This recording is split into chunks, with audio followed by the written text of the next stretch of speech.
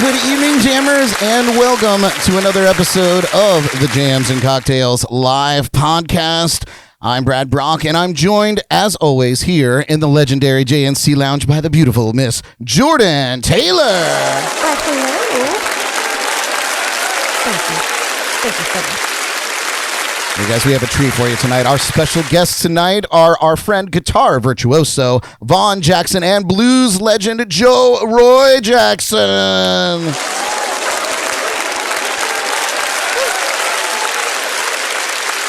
Hey guys, I'd like to thank all of you for tuning in live with us tonight on YouTube, JNC Radio, and back on Facebook. Nice little break that we had last week, but we are back on Facebook. And of course, a thank you to those of you catching the show later on your favorite podcast platform like iHeartRadio. Tonight on the show, we'll catch up with Vaughn. We'll get to know Joe Roy. Sorry. I'm actually a little nervous, and I'm very excited to have you here, man. We were just sharing some stories just before the show started, and I'm like, my blood pressure's up. I'm so stoked. We'll be talking about the blues and its place in today's music scene.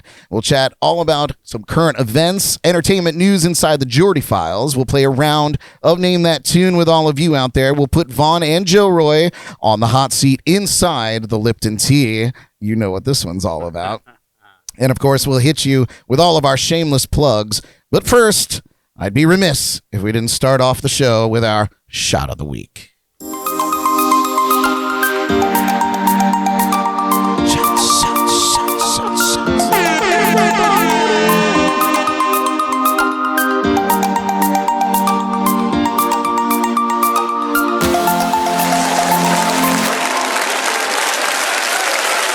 All right.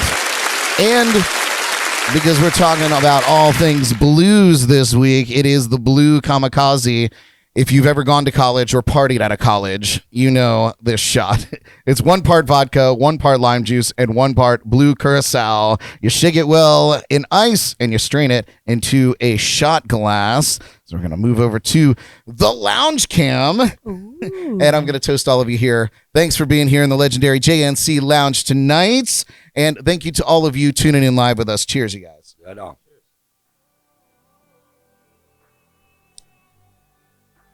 Oh. Woo! Oh. Tastes like college. Wow. It tastes like every bad decision I ever made in college. Clears out the nasal cavity. Yeah. Yeah, right? Woo. Clears it right out straight away. Oh my. Ready to go fist pump now, you know, back in college. Yeah. Oh, yeah. You guys, you can join us each week for our Shot of the Week by heading over to jncpodcast.com and clicking on the Shot of the Week link and see what we're planning. Well, without further ado, you guys, returning to the lounge is a guy who blows my mind every single time I see him play. He's one half of the Jackson Springs duo, and he's an absolute beast on guitar. He's here tonight with Blues Hall of Famer, singer-songwriter, guitarist, and his father. Please welcome Vaughan Jackson and Joe Roy Jackson.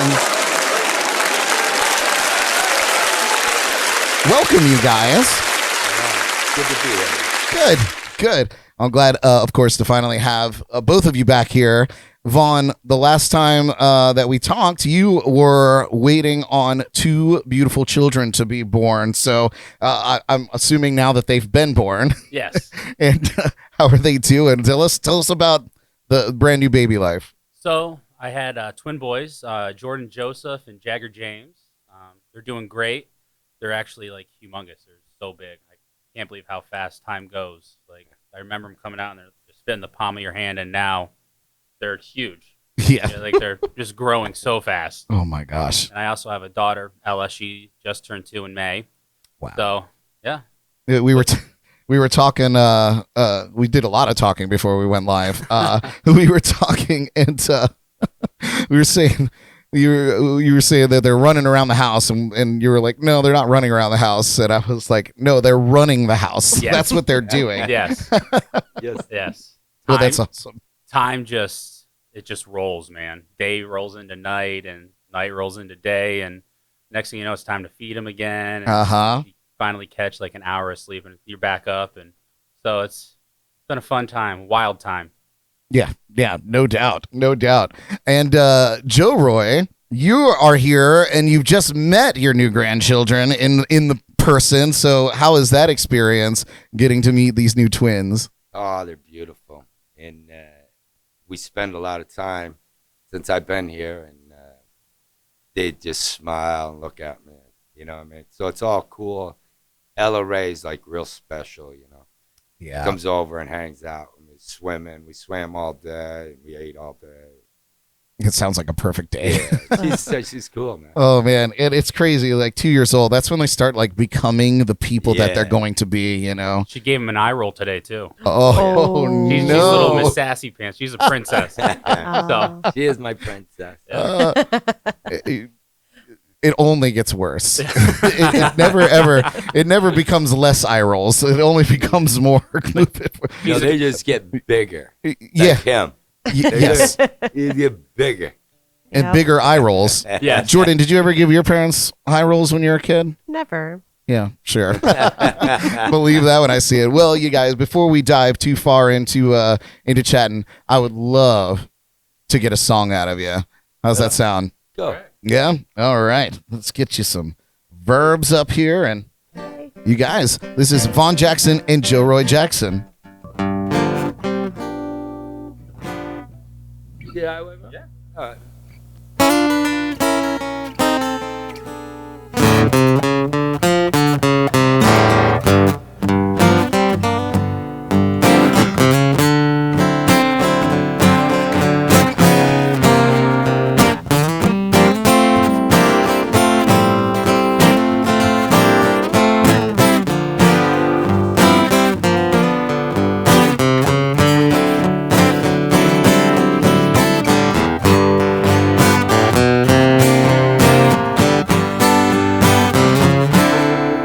I got the key to the highway. Oh, I'm booked and bound the road. Well, I won't leave this town with. I won't be back no more, no.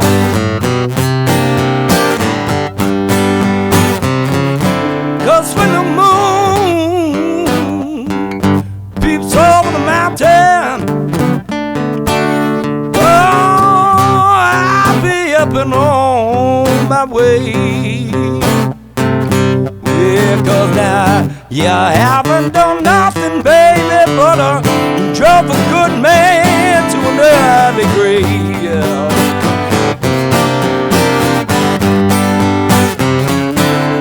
I've got the key, go to the highway.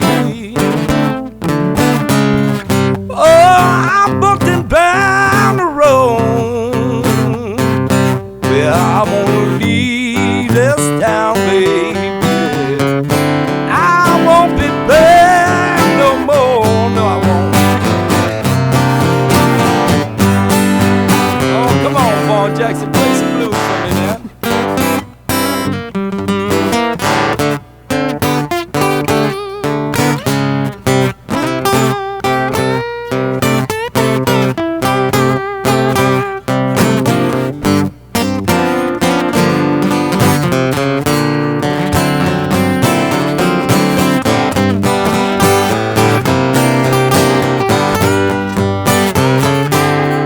Give me one more kiss, baby. Oh, I'll be up and on my way. Cause I'm gonna leave this town rolling, baby. Cause I'm walking, you know, that's too slow, yeah. Oh, I got the key.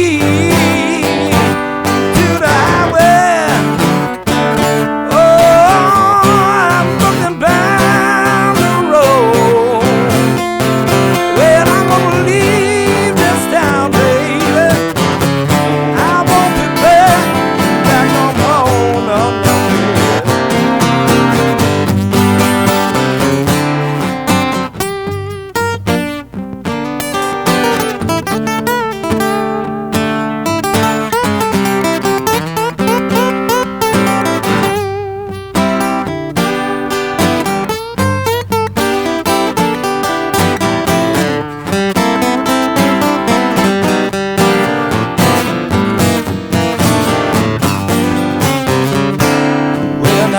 key to the highway.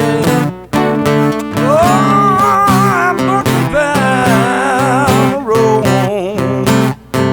Well, I won't leave this town. I won't be back no more.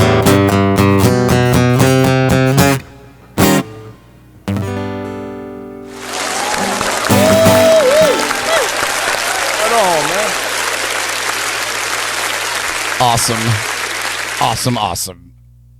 I want to touch on a couple of comments that we have coming in from YouTube before we dive into a little interview here with you guys. Just want to say that Kathleen Timlick said that she wanted to let you know she was tuning in and to say hi. So, Right hi. on. That's my sister's daughter. Oh, how about that? Right on. That would make her your niece? Yeah, my niece. Look at you. Look at me. I'm figuring out family dynamics. Fantastic. Oh, you're big time. Slowly but surely. Also, our good friend Paul Robertson he's the host of the Drums and Rums podcast. He wanted me to ask Vaughn about busting a tuning peg on his cymbal. Yeah, so that was a wild time. Oh, you got to get a little closer to that microphone, baby. So that was a little wild time, and I think it was Daytona. I think it was Daytona. We were playing out. I feel like every story of yours starts with this one time in Daytona. Yeah, well, that's what Daytona is. You know, it's a wild place. We were playing there, and it was we were playing City Limits sports bar, and we were playing, and I hit my guitar on his thing, and it loosened up the tuning peg. And I didn't know it at the time, but as I was bending on the high E string, I just felt it start to go, and I had a little bit of a buzz on, so I let it rip. I bent it a little bit more, and phew, oh no! Shot right off across the bar, blew the whole back off, blew the tuning peg out through the guitar. I was on a Strat, so it blew the back casing blew back, and the top part, the round peg, went forward into the crowd. Did it actually hit anybody? I don't really remember. Probably better that you don't, honestly. Yeah. And my Strat hasn't played right since because I had to buy all new tuning pegs for it. Oh, yeah. Once you open Pandora's box, it's hard to close it, right? Yeah, the holes were too big, and it was like, it was a nightmare. So then I bought a custom shop Strat, and everything went away. So reason to buy another guitar, right? Exactly. Sorry, Lindsay. Another reason to buy another guitar. She asked me today. So, Joe, how many guitars do you have? I said, well, I have a lot of them. She goes, well, like how many? I said, a lot. She goes, well, how many guitars do you bring to the gig? I said, 2. She goes, oh, okay. So I was wondering why she was asking me this, but I think I got it figured out because he keeps buying guitars. Uh-huh. Well, we had a flood in our house. Oh, no. Not too bad.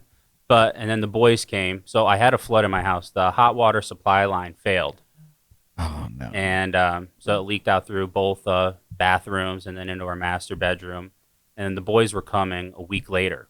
Wow. So I had to get all my guitars out of that other room that we weren't using. And they're scattered around the house. So I got my SG tucked away in a corner in the living room, and then my other Strats tucked away in the living room, and then behind the couch I got 2 Strats. I'm a Strat guy, if you haven't noticed. I got a lot of Strats. I'm seeing this trend here. And then I got underneath my daughter's bed I got a Paul Reed Smith. I got another Strat underneath there, and then under our bed I got another recent guitar purchase. I bought a Casino. So that stuff that's actually on the side of my wife's side of the bed that holds the Google Home that plays white noise for our boys. So working as a good high end table right now. And then the acoustics hang out. I got 3 acoustics. They hang out. One's in the boys' room. And then I got 2. Makes a good decoration, right? Yeah. And there's just guitars flooded throughout the house. But no pun intended on flooded, huh? Yeah. Yeah, I'm flooded with guitars. But it recently became my new profession. So I was a teacher for 5 years. And then I recently left that profession, and now I'm a full-time musician. So Those Now are you're my gonna put- tools. you're Those are gonna my put- tools. Exactly. It's like the world's most expensive tool chest. Yeah, it sort of looks like my workbench out in the garage too. A mess, you know. Yes, of course. Obviously. And she'll tell you that too. Yeah, no doubt. But she's lovely. I No love my doubt. wife, Lindsay. She's awesome. Yeah. She's the one that encouraged it too. So I have all Well, the thanks good. in the world for that. Well, here's for you, Lindsay.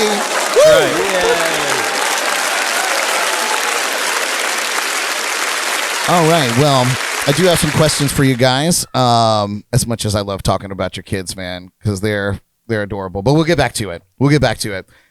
Joe Roy, Don Wilcock of the New York Blues Society calls you the quintessential American blues man. Wow, And right, and after digging in to your catalog a little bit, I can understand why. So it is a privilege and an honor to have you here with us this evening once again, Joe Roy Jackson. So, just give us a little bit of history about how you got into music. You know, we could take the cliff notes. I know if it's a long story, I don't want to dry you out too much, but there's plenty of booze here, so you can wet your whistle at any time. But yeah, tell us how you got into it. Tell us how you found yourself in the blues genre, particularly. Well, I started out playing guitar as I was playing pretty good at 5 years old. So I was teaching guitar at 6 in a school, and then I just kept playing. But all my family played. All my brothers. My father was the lead guitar player for the Pete Williams Show, which was like a national, CBS channel TV show. And, Right. And I just kept playing with him and learning more. And then I started playing on radio stations like WGNA is like a really big country station that's FM now. But when I started playing, it was AM. Okay. And stuff. So now they would do like live shows on the radio station. Yeah. Man, I feel like we're missing that today. I mean, I guess there's a lot of other facets for people to get out there, but man, that to me is like it pulls at my heartstrings a little bit because it's like that nostalgia to go play on the radio. Yeah, it was awesome. And then I met a friend of mine, Randy Party, when I was 14, and he was walking down the road with a Gibson, and I was 14. I pulled on his shirt. I said, "Yo, mister, I know how to play one of those." He goes, "Oh yeah." He goes, "All right, kid, go knock it off." And I said, "I got a 1958 Les Paul Jr."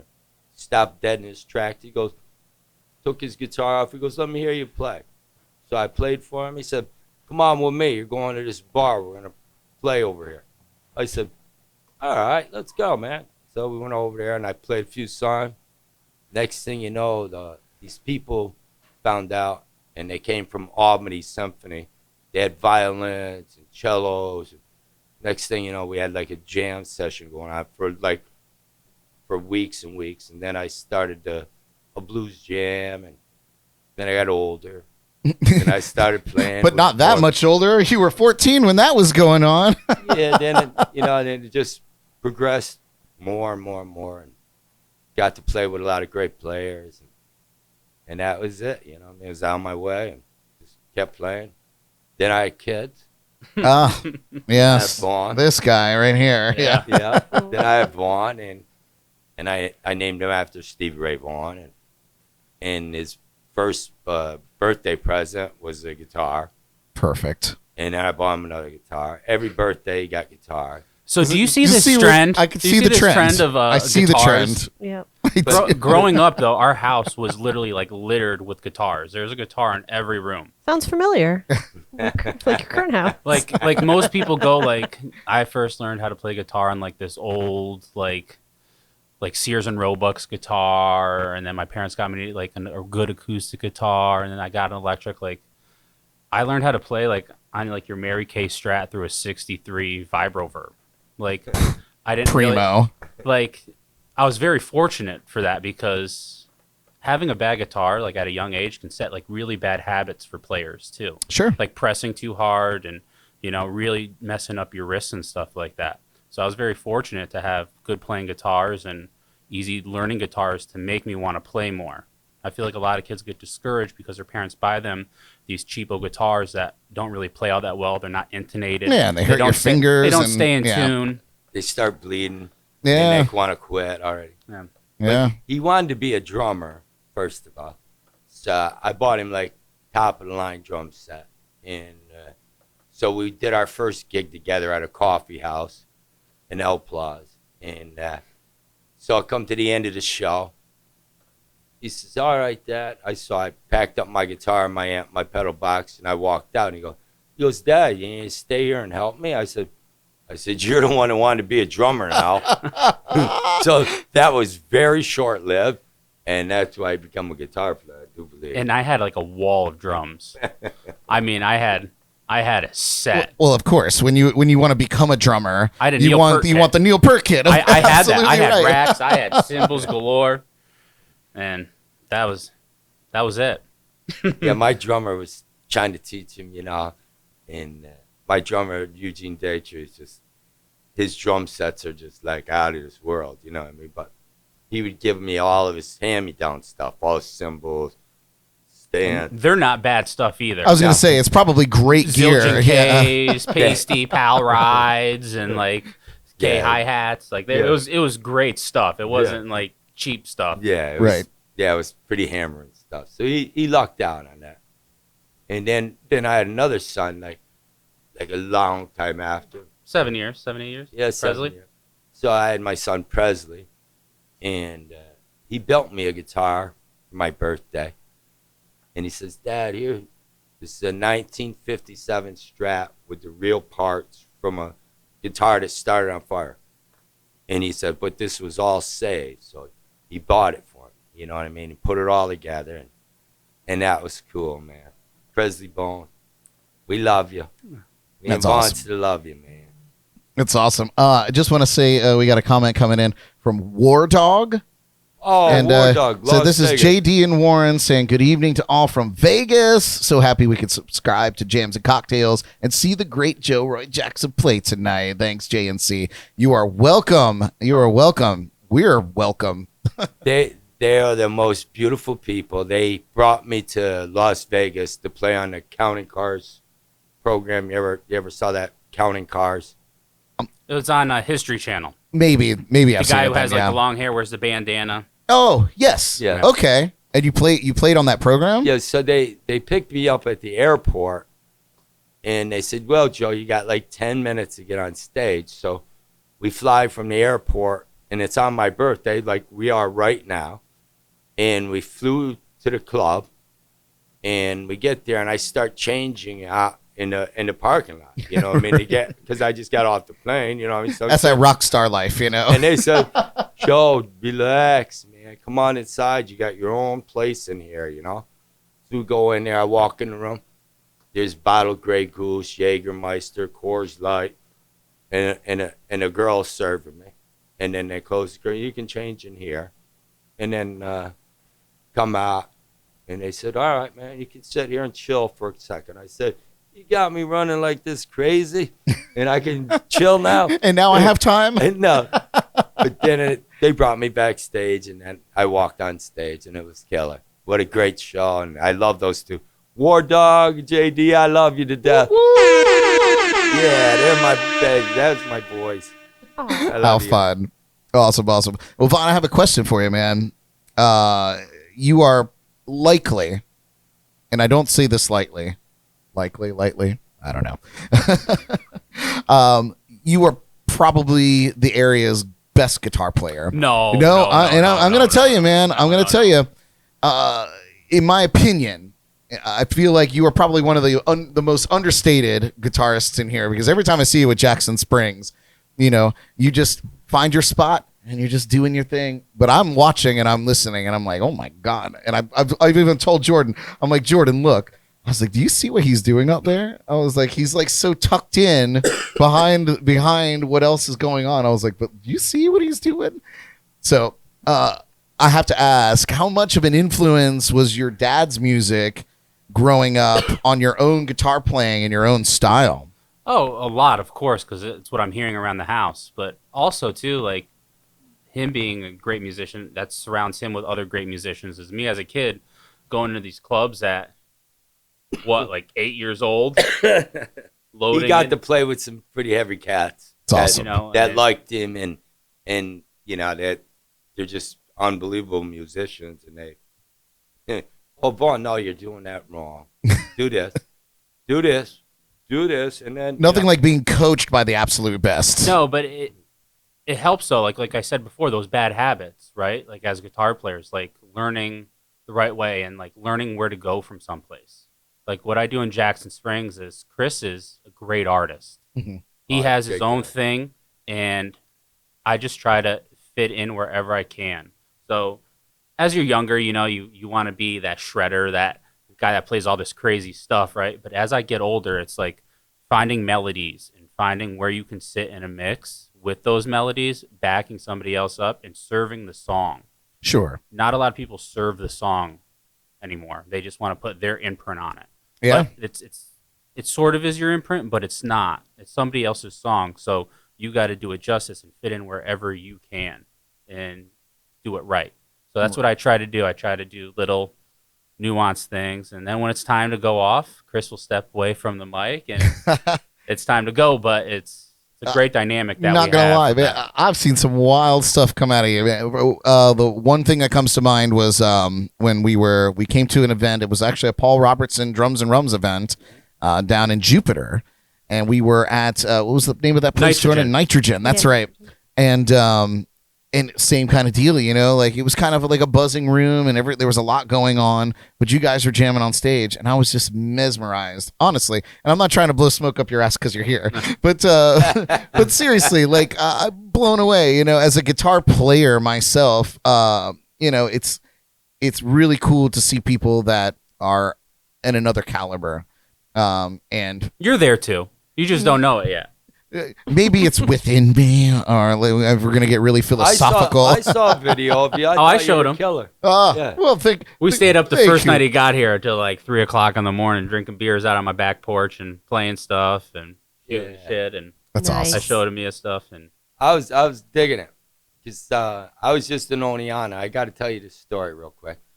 I was in Oneonta for my Uncle Joe's funeral that I was named after and me and my cousins from Brooklyn and New Jersey and stuff, they said, "Oh, man, you're going to go home?" I said, "No, I ended up paying for this hotel room that cost me an outrageous amount of money. Thank you, Billy." Anyway, but my cousins took us out to some of these clubs. But we walked into this place. I said, "That's a tuba." I said, "That's a tuba playing." So we go in this place, and we saved this for you last, Uncle Joe. And I said, "All right, man."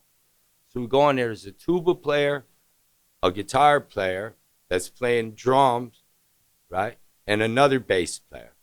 But the drummer had something that was very unique. It was a work shoe that was on a hi-hat stand that was playing the tom-tom. It was going boom, boom. It was a big tom-tom. Okay. So it was giving it like a kick drum. Right. He was playing a hi-hat with his other foot and a tom-tom, and he was playing the snare with his pinky. And he was playing guitar, finger picking, like New Orleans jazz type music, man. And it was just like unbelievable. Just like it blew my mind. I said, "Wow, man, this is really cool." It's amazing what people can come up with. And I saw that in you. I do have some crazy things. Yes. Like I think I do, I know I do. I play my ride cymbal because my drum kit is electronic, Right. But it's all mechanical. There's no loops. There's no tracks. But I figured out how to put a ride cymbal on a trigger on my guitar. So as I'm strumming along, because I'm like Guitar George from Sultans of Swing. I know all the chords, but I don't make it cry or sing. Like I just live in this place, right? But as I'm strumming along, I can just nail that ride cymbal trigger with my ring finger, and I'm just I was like, oh my god, this actually does sound like a drum kit, a very rudimentary, elementary Sounds player. so good though. But it works, and to your point, Vaughn, it does justice to the songs that I'm playing, and that's really my main concern. But what you do is so different, though. I mean, I don't I don't see anybody else doing what you do. Yeah, I don't see no one doing that. all the tracks that you play and you loop and like. I don't do any of that. No tracks, no loops. Well, it's all live. Well, I'm saying, but like you're playing like. But yeah, you're doing the bass part and the guitar part on your guitar while playing drums using your pinky as a ride cymbal. Like that blows you. That's well, good. Psycho. The day that somebody's doing exactly what I'm doing, I got to switch it up again. So I'm just gonna ride this gravy train until it ends. But that's what I love about down here too. Coming from like upstate New York, it's mostly bands. I wouldn't say there's too many. There's solo acoustic guys that are really good, but it's mostly a band central place. Coming down here to Florida, which is more like a vacation-y spot, more solo acts. You guys got to switch it up and make it your own. There's more artists down here, I think, like more individuality down here than up there. And it's a great artist culture down here too. It's very cool, yeah. Everybody's so cool to everybody down here. Like I was welcomed here with like open arms from like Chris, you know, a couple other guys. Scott Benj is such an awesome guy, love him, and a bunch of other people too. Like they're just so welcoming down here and want to see other artists succeed as well. Yeah, we talk about it a lot on the show, man. This is a very cool community down here. You know, nobody's trying to cut throats, and you know the competition is there, but it's not this fierce. You know, it's not do like or New die. York City, right? It's not like up there. It's no. not. Oh man. Right on, man. Well, moving on. I'm sorry. I cut my dad off before about your backstory a little bit, so you can continue with it. I'm sorry. No. Well, I'm all cool, man. I do want to say that, or inquire that you've had a pretty solid career in music, obviously, starting with Heavy Hitters at 14 years old. My God, which is so cool, man. And you were finally inducted into the International Blues Hall of Fame in 2013. So tell us about that experience. I know you were telling us a little bit about it off air, but let's revisit that and tell us about what that feels like to be put into such a position. Yeah. I'll tell you how it started out at my house. The limo driver that we hired, pick us up.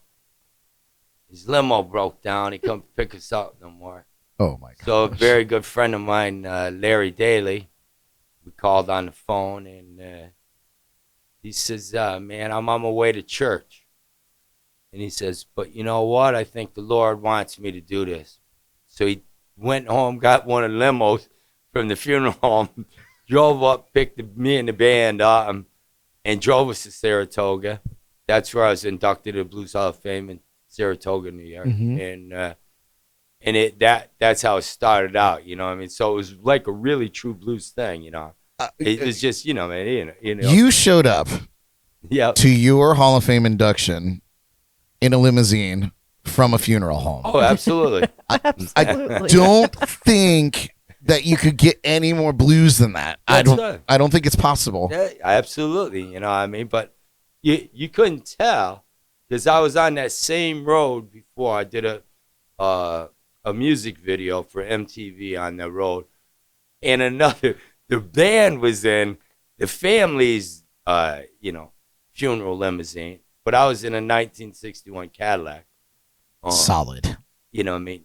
And that was in early 80s, real early 80s. So, but it was right on the same street, and it was down to the next street that I was inducted to the Blues Hall of Fame. So that, you know, I mean, that was all a beautiful thing, you know. But goes to show you, the Lord works for you in mysterious No ways. kidding. Yeah. What are the odds that your limo guy would break down and then your buddy would be like, you know what? But Jesus said I needed to come and do this. That's right. I'm coming to get you in the limousine from the funeral home. So good. Yeah, oh right man. on. Well, congratulations on that. 2013, as far as I'm concerned, is still pretty recent. Yeah. And I'm gonna carry that with me until probably 2030. Yeah. That's right, man. Till at least 23. Yeah. Yeah. Then we could call it a decade. Yeah. That's right. But so let's talk a little bit about your most recent record, Brothers, and that came out in 2019, which is even more recent. Yeah. I'm sure that COVID hitting the very next year put a little bit of damper on promoting and touring for that record. But do you have any plans to? By the way, the EP is awesome. We played a little of those early birds that tuned in early, got to get a little taste of Brothers, and really, really solid record, man. Like moving, and it's all that blues that I love, you know. And we're going to talk a little bit about the blues too, because I was reading some articles preparing for the show, and I definitely want to get your take as somebody who is creating blues music today in our century as a blues artist. But do you have any plans to get back to gigging, promoting that record, maybe giving it a fresh start and going again? Please, I hope you do. Yeah. Matter of fact, I almost got a whole nother album written already. Nice. And she wants me to go to Europe.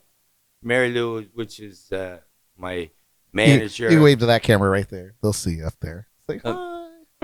She did a lot of promotion for me. She writes a lot of music with me. No kidding. You know, so I'm learning so much about you, Mary Lou. Look at that. Mary Lou helped me write Brothers right from the beginning. While I was in the recording studio recording other songs, I had this vision of like Brothers, and I had all the chord structure, and you know, I had it all going on. I had some words going on, and then she's very quiet, and she's over there writing this and that. And next thing I know, she hands me this piece of paper with like most of the lyrics that are on Brothers, you know. And so she basically almost wrote the Brothers song because it was my life, and she was watching it and and was writing it, and that's cool, man. And Mary Lou took me all over the world, and we were leaving for Europe, and I got hurt real bad right during COVID, and you know, and it shut it down. I was getting ready to play Ronnie Scott's in London. Oh yeah, and I know Ronnie Scott's very well. Yeah, man. Got really drunk there and almost got thrown out. I was asked very nicely twice to calm down, but I was an American in London, and I was ready to rage. And that's a true story. Ronnie Scott's is a super cool venue. Very intimate, very, very cool music venue. But they should not. They shouldn't have let me in there. Jeff Beck, you didn't hear that? And my girl, the bass player, you did not hear that? So no, we're very cool here, man. Yeah. What he said. No, very cool. Yeah, but I got another new album that I got pretty much almost done. Nice. And the tour is going to be called Have Guitar Will Travel, because I am a Western dude. I watch a lot of Western. So there was a movie back in the 60s, 70s. It was called Have Gun Will Travel. So it will be Have Guitar Will Travel. I love it. I love it. So it was cool. That's dynamite. Well, I'm glad that you've recuperated. Do you record at home or do you record in a proper studio? I do both. Nice. But I have a studio. You hear a lot of that these days. Like a lot of people, like they'll go and track like the hard stuff, like drums and weird stuff like that, and vocals even. They'll go do that in a proper studio, but guitars and things like that, you could sit in your own studio and get your tone right for 1,000 hours. Yeah, I know most struggle. of that in the studio though. He demos a lot at home. Yeah, that's good too. It's good to be able to. He'll record everything in a studio. Nice. Yeah. Okay. I was signed by this record label in the early part of it. Right before I went to Jamaica, I was signed by this Black Dog label record, and recorded a few albums, some of the stuff that you have here. Nice. And Brothers was pretty much all done, and then I sent it to Austin, Texas, to my buddy Matt Smith that owns the 6-string Rand. Matt, if you're watching, his place is awesome, and he's just that's an awesome player right there. Nice. But and he's coming up to New York. I'll be playing with him pretty soon. I'll see my brother.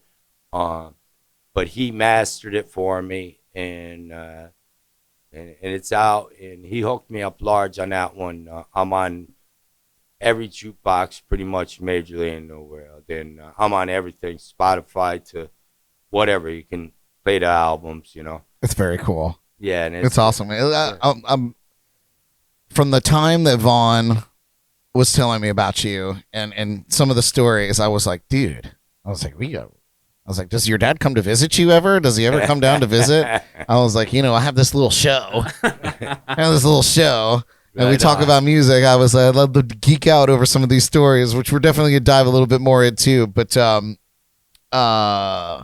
let me get my notes together here. I have notes. I don't know why. I can't read them ever. Read my own handwriting. Vaughn, I want to talk about Jackson Springs. Yeah. Of course, with our friend Chris Springer, who is an alumni of our podcast here. You guys perform pretty regularly at Square Grouper. Mm-hmm. Are you guys performing anywhere else as well? I know you guys were just there over Saturday. Yeah, we were there Saturday. I heard some fun stories about you, Joe Roy, over there. But yeah, I know you guys are there pretty often. Are you guys playing anywhere else as of now? Yeah, we were actually there this past Saturday, and then during our last set, they texted us, hey, can you guys fill in on Sunday at the Jupiter location? So we played there. Double header, huh? Yeah. And then we're playing Cobb's Landing this Saturday from 6 to 10. And then back regularly at Square Grouper. And then we're playing Little Jim's. Great spot. In August. I think August 7th, maybe? August 7th, possibly. Don't quote me on that. Check the Jackson Springs Facebook page for all upcoming events. Yeah. We're trying to branch out, go all over. It's awesome. I think I'm gonna try to come to the Saturday show. Yeah, come on. Anybody that wants to see some great guitar playing, my dad's going to come up and play a few songs. Yeah. Nice. I hear Brad after his gig might come and play a few songs. Maybe. We'll see. I heard he's going to be there. Chances are indeed. But yeah, we're writing stuff too. We're trying to, give this thing a real thing like a real shot and see where it goes and, I love it, man. Chris is awesome, man, and he's a good friend of mine. Oh, he's a nice guy. Right? I like him very much. You find a sweeter dude? I don't know. And, we even had conversations, too. Vaughn, you're awesome, and, if you ever want to go play with anybody else, you're more welcome to. I go, Chris, I don't want to do that. I want to play with you. I enjoy playing with you. There's a special thing when you find I'm going to pull that straight out of context just to let you know. That's a soundbite now from now on. Okay. There's a special thing when you find musicians that you gel with. You can play in bands and you might not get along with somebody or something. It throws a whole dynamic of a band atmosphere off. When we play together, we've been playing for a while now. We know each other's cues. We just gel well. We play well together. We get along really well. I love playing with him. I could go out and play with whoever, but I'd rather play with him. That's awesome. I love the guy. He's like a brother to me. I love that guy. Yeah, he's good too. Such a wonderful person. Good. Yeah, nobody better than him. Yeah, good. Well, that's good to hear. He is awesome. Because he is awesome, and I want to see a lot more of Jackson Springs going around. I had a question, and I forgot to take a note. Don't think too hard. Yeah, because I'm a professional. Hurt yourself over there. Yeah, we'll see. I got to bring it up again. They, my producers, they decided to put a bar here right next to me, and I don't know what they were thinking. It's very distracting. Yeah, it's incredibly distracting. We need to fire them. Jordan, can we fire them? I'll make a note. Okay, good. Write that down. We're gonna fire the people that put this bar right next to me. No, I'm just kidding. And I want to hire them. Yeah. So we're relocating the bar. We're going to take their resume and we're going to forward it to Joe Roy Jackson. That's right. Send them over. And make sure that the thing's fully stocked when you send them over on your bill. Of course. Naturally. Yeah. Who others bill? It's called the severance package. Yes, the severance package. Yeah. It's only the polite thing to do. Obviously. Well, do you guys want to play another jam? And then we're going to talk about some blues music and some things that are going on in the blues world. Yeah? You feel good about that? Your original? We're talking about you. All right, you guys. All right. Joe Roy Jackson and Vaughan Jackson, father and son, jamming out.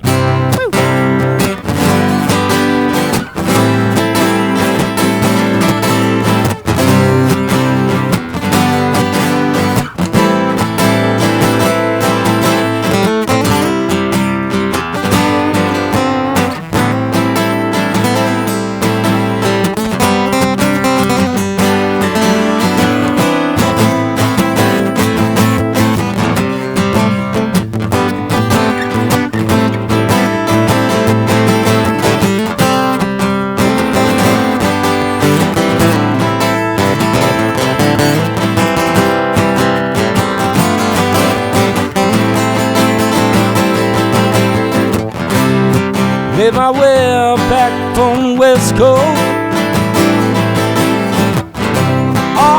Working on my dreams of playing the track. Never asking nothing from no one.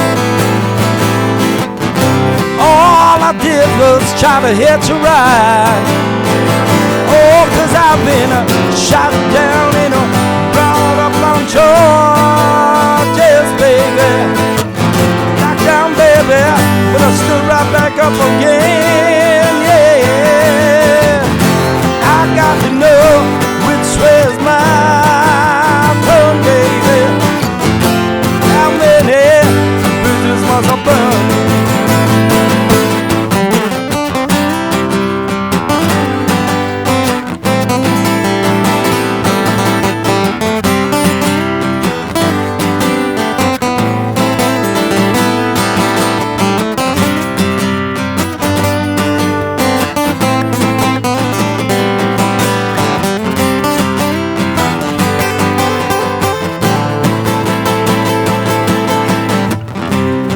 Well, I remember what my father told me. Oh, listen, Joe Roy, you were born on the wrong. Oh, you can take anything you want from me. Oh, but I know you were born on the wrong. Oh, 'cause I've been shot down in a roundabout joy.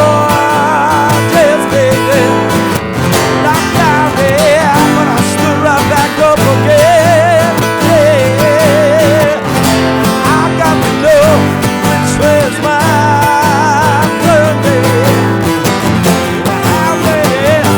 How many was I worth?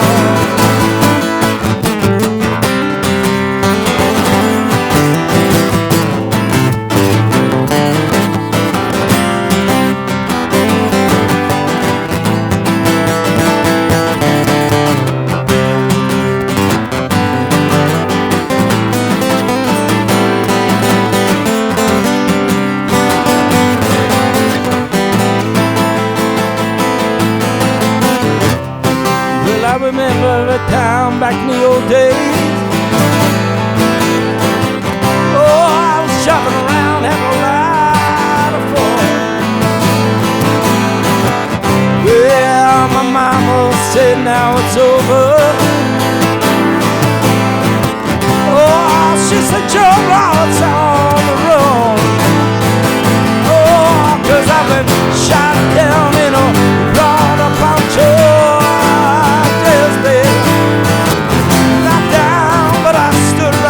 Up again, yeah. I got to know which way's my turn, yeah. How many was the bomb, yeah. How many was the burn, yeah. How many bridges must I burn?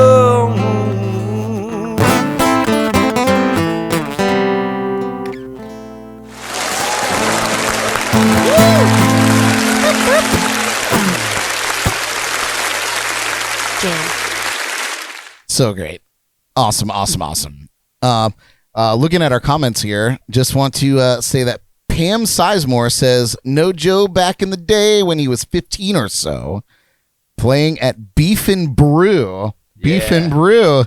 That sounds like a classy joint. Yeah, man. No, that was like the major blues jam on Tuesday night, where there were like hundreds and hundreds of people that would just come and jam, and we really tore it up from the ground up. You know what I mean? It was. Yep. That's awesome.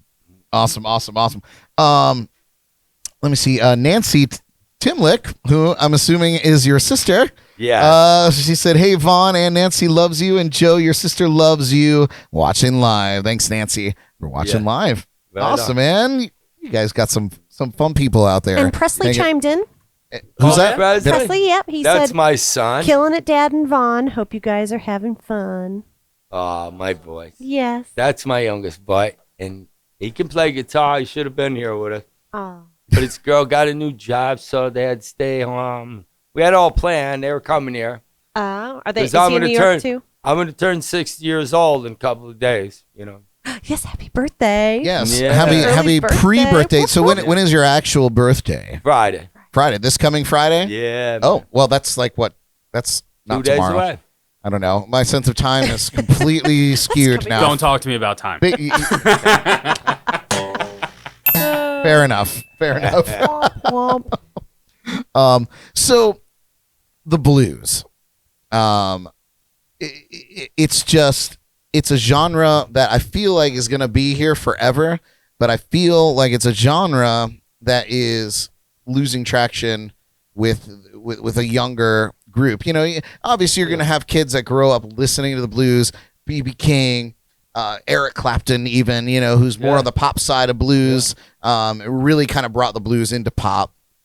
And they're going to grow up loving this stuff, but eventually, you know, it's going to wind down. You know, the thing I is, don't think so. I don't think so. Yeah, John good. Mayer, I think, really put a kick in the ass on the blues, man. definitely. Well, he definitely and he is. brought a lot of good stuff back that should have been there a while ago, man.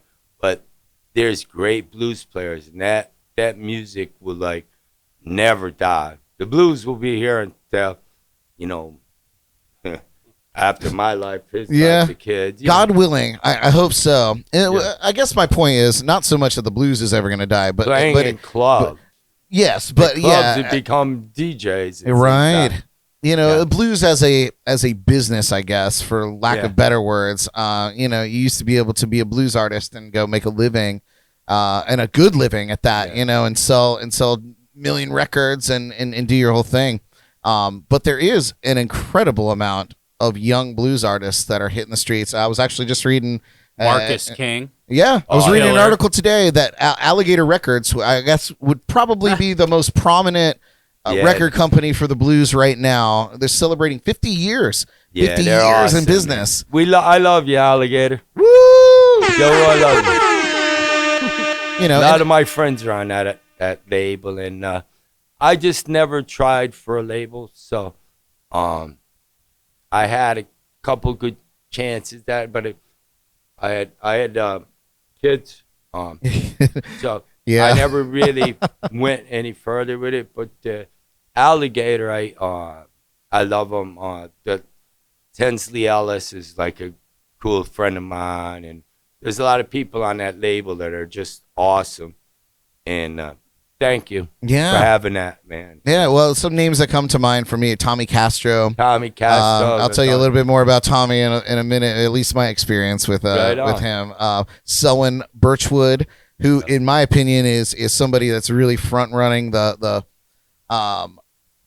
mainstream blues that's happening right now. In terms of putting out music and touring and building a buzz around the blues, and you know, Alligator Records, they're doing it. You know, and I'll tell you the big name in blues right now that's really driving it, man. That kid Marcus King, man.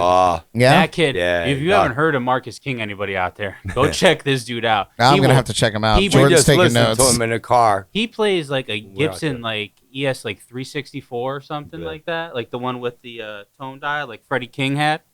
And that kid, I've never seen a person play an arch top guitar like that. He shreds. No like, kidding. That kid, he's crossing over too. Like he's doing stuff. Like I think the song we just listened to, I think he did it like with Dispatch or something like that. Yeah, the girl. He just did a CD with this girl that I heard the song and it was just like, wow. Like man. Gary Clark Jr. too. Yeah. He's crossed over. Yeah, like, you're he's right. a big blues guy. Like the old blues, like the Delta stuff, it morphs into other things. It's like all music, But right? you're exactly right. So like that's all music. It's the evolution of blues. Like blues, I don't think it's the root of like American soul music, right? And then it branched off. You had Motown, all that stuff, right? And you have gospel, of course, too. But it evolves. You know, it goes into other things because at the root of it, it's just soul music. at the end of it. But what is all music, right? And then you come to that Blues. question. All music is soul music because it's somebody's soul portraying it on a song. Sure. So all music can be considered blues music in a sense. Yeah. So it's just. Oh, I totally agree with that. So like the blues, I don't think will ever die. I think it's going to evolve from where people are in their lives and the way the music business evolves as a whole too. Sure. So I don't think it'll die. I think it's just evolving and whatever kids pick it up and look at it today. So like the kids that are growing up now are looking at Joe Bonamassa. They're looking at Gary Clark Jr. I have an interesting story about Joe Bonamassa as well. Don't let me forget to bring that up. But like those are the kids they're looking at. Hey, Joe. We got Joe on the line here on Skype. No, I'm just kidding. What a fun name. Yeah, man. Hey, Joe. Hey, like Joe, where you going with that gun in your hand? But that's where those are the blues guys they're looking up to. Like where I was looking up to like Stevie Ray Vaughan, Eric Clapton, Rory Gallagher, those guys. But those guys looked up to Robert Johnson and Muddy Waters. So it's a generational effect.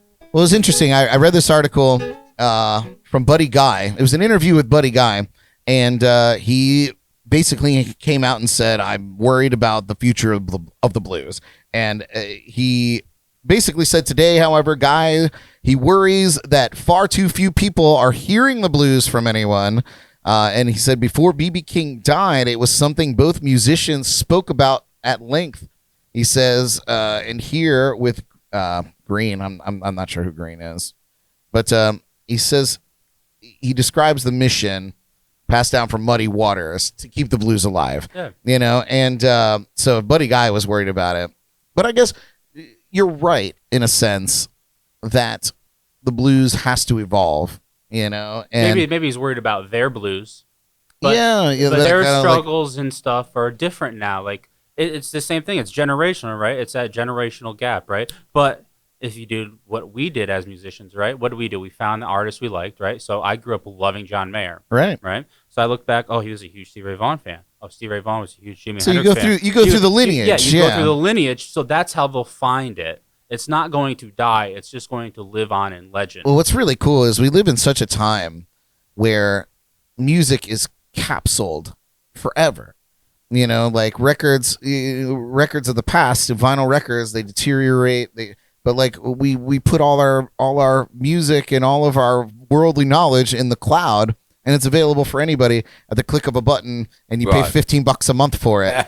Look at the resurgence in vinyl, though. Yes, look at the resurgence in vinyl now. I feel like that's a nostalgia thing, and that will die out as well. But everybody's putting it out on vinyl now, though. All their stuff is coming back out on vinyl.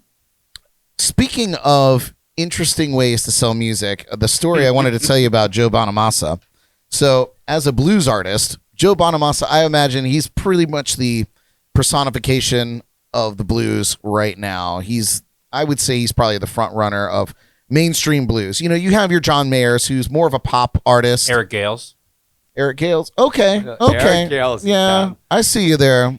Joe Bonamassa, when he was, probably 8, 9 years old, he used to come to our jam session. No shit. And then when he was 14 years old, we were the backup band for him, me and Matt Smith, on Pix 106 radio station in New York. Kidding me. And then, we hung out for a while, but, he just aggressively just worked so hard, that kid, that, I really never forgot him. And then I took my son to meet him at Egg in Albany. Took him backstage. And Vaughn was, how old were you then? 20s, in your 20s? Yeah. Well, I don't know. I don't think so. I think I was like 16, 17. Yeah, maybe you were young. I don't know if I was in college yet. I don't think I was in college yet. I think you're in college. I don't remember. Yeah, probably. It was right after that Royal Albert Hall video he did. Great concert, by the way. Yeah, it was great. It was very reminiscent. Like my favorite Eric Clapton concert is the 1991 show. Favorite Eric Clapton album? Go. 24 Nights, Royal Albert Hall. Okay. When Jordan and I went to London Pulse time. a few years ago. Yeah, man. And I was like, I don't care what we do here. We were there for a wedding, but I was like, I don't care what we do here. We need to go, and I need to put my hand on the Royal Albert Hall because it's a piece of my childhood, my history. I grew up with it. And of course we get there. London at this point, is everything is in Total scaffolding. facelift of Everything. single Big Ben, famous thing. scaffolding all the way up to the top. Everything. Parliament, scaffolding all the way up to Royal Museums. Albert Hall, scaffolding all the way to the Yep, top. Everything. I was like, well, this is picture perfect, isn't it? So Could have just gone to New York City. yeah. So at the very least, yeah, right where. Thank you. I earned that. At the very least, our time there is time stamped, essentially with the renovations that they're doing. Favorite Eric Clapton album, 24 Nights, live at the Royal Albert Hall, and Joe Bonamassa, great show that he did there. And Eric Clapton actually came out and performed with him at that show, the filmed one anyway. Yeah. So Joe is, by the way, how fucking cool, man! Like you. But he lives so crazy. right by me. You know what I mean?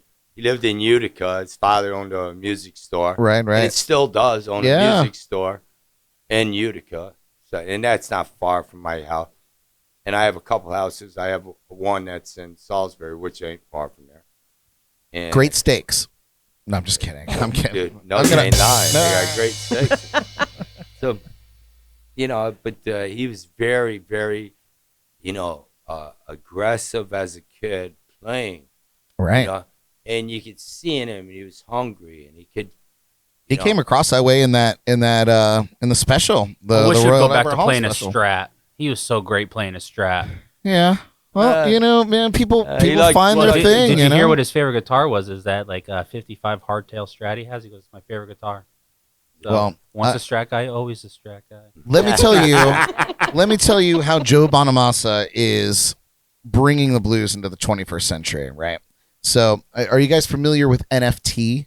Yeah, the pictures there, or whatever. I just became familiar with it. It's like just- a recent thing, though. Yeah, It's not, just a couple weeks ago, we had a guest on, Al Beltran. Yeah, and, I he- literally have it written at the top of my notes here. Dude, NFT. NFT, and yeah. I was like, why? What does that mean? Yeah. So What did I so write that basically, for those of you out there as stupid as me, we're in good company. And me?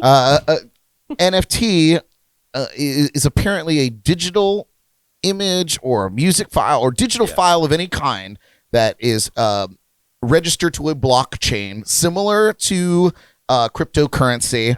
It's a way for it to be tracked. It's unique, and you can't, with most files, you can cut, copy. Yeah, no. This has a particular thing attached to it, whatever. So you you have an original, and it goes to auction, and whoever the auction, a value is set, and somebody pays for it, and now that's the value of it, right? Write that down. Let that digest. We'll come back next week, and we'll talk more about it. But so Joe Bonamassa has decided to record a song. Let me look here. I already have my glasses on, so we're already winning. He he says he stands to forever reshape the music industry with NFT, one song record company, right? So what he's doing is he's recorded a song. Forgive me. Let me see what was it called. I should have took notes off of this. So at any rate, he's combining a digital song that he's recorded with physical items, and he's got quite an extensive list. And a guitar is included on this. So Vaughn, get your wallet out. Get ready to bid on this. I am a starving musician now. It is so. one. So in addition to the song that he's putting up to auction, and it's a pretty great auction house that he's working with. Christie's? It's not Christie's. Wouldn't that be nice? Let me see. Heritage Auction House. So he is putting out a song. It's called Broken Record. Go figure, right? Not bad. He said this lot is not just a copy of the song, but this is the original master and publishing rights that he's auctioning off for this. And he's also putting physical items into this lot as well. So check it's it out. just a regular auction then. But with an NFT. So yes, essentially, So what's the NFT for? The song? Or for the song. Yeah, But for not the- just the song, but the master of it master. and the publishing rights. So you buy You own it. you own this. Anything the song ever does, you get the publishing rights for it as the owner of the song. We're living in the future. This is incredible, right? Okay, so Napster. No, I'm just joking. right. So check That's this not out. even a thing anymore. I'm gonna put you. We're gonna put everybody on the screen here so that we can all have this chat together. I feel like it's just me reading, and I look like an idiot when I read. So in the lot is one vintage guitar from Joe's collection. It's a 1959 Gibson Les Paul. Yeah, they even put the serial number on this. Amazing. He's given up one of his 59s. Yep. He's also giving up a 63 Fender Vibroverb. You had that amp. The Broken Record track. 4 videos. I don't know if that's That's cool. yeah, I don't That's a I- grand, you know. yeah, It's yeah. at the bottom. Yeah. So it's like a live studio performance, an EPK interview about the song, a guitar origin video, and an amp origin video, and a handwritten lyric sheet signed by Joe. Also, an original cover design. This is incredible. This is crazy, man. It's just, this all comes on a flash drive, I think. All the digital stuff, and a lithograph signed by Joe. Concert tickets and 4 meet and greet passes to a Joe Bonamassa show every calendar year. Oh, that's pretty awesome, cool. man. So Joe, you're cool, man. I'm really Right more on, interested. man. that's in not the even gear. all, but we'll put the link up to on the thing about everything that's involved in that. But in a sense, like to my point earlier about the business side of blues music, to me that's very forward thinking. You Because- gotta love the blues to play the blues because there's not a lot of money in it. Yes, but things like that give me hope that But people can Joe's make. awesome though because he started this thing. All the gearheads out there will know Nerdville. He's got one in California now. He's got one in Nashville. He is preserving all of this musical gear, all the way from the start of musical instruments until now.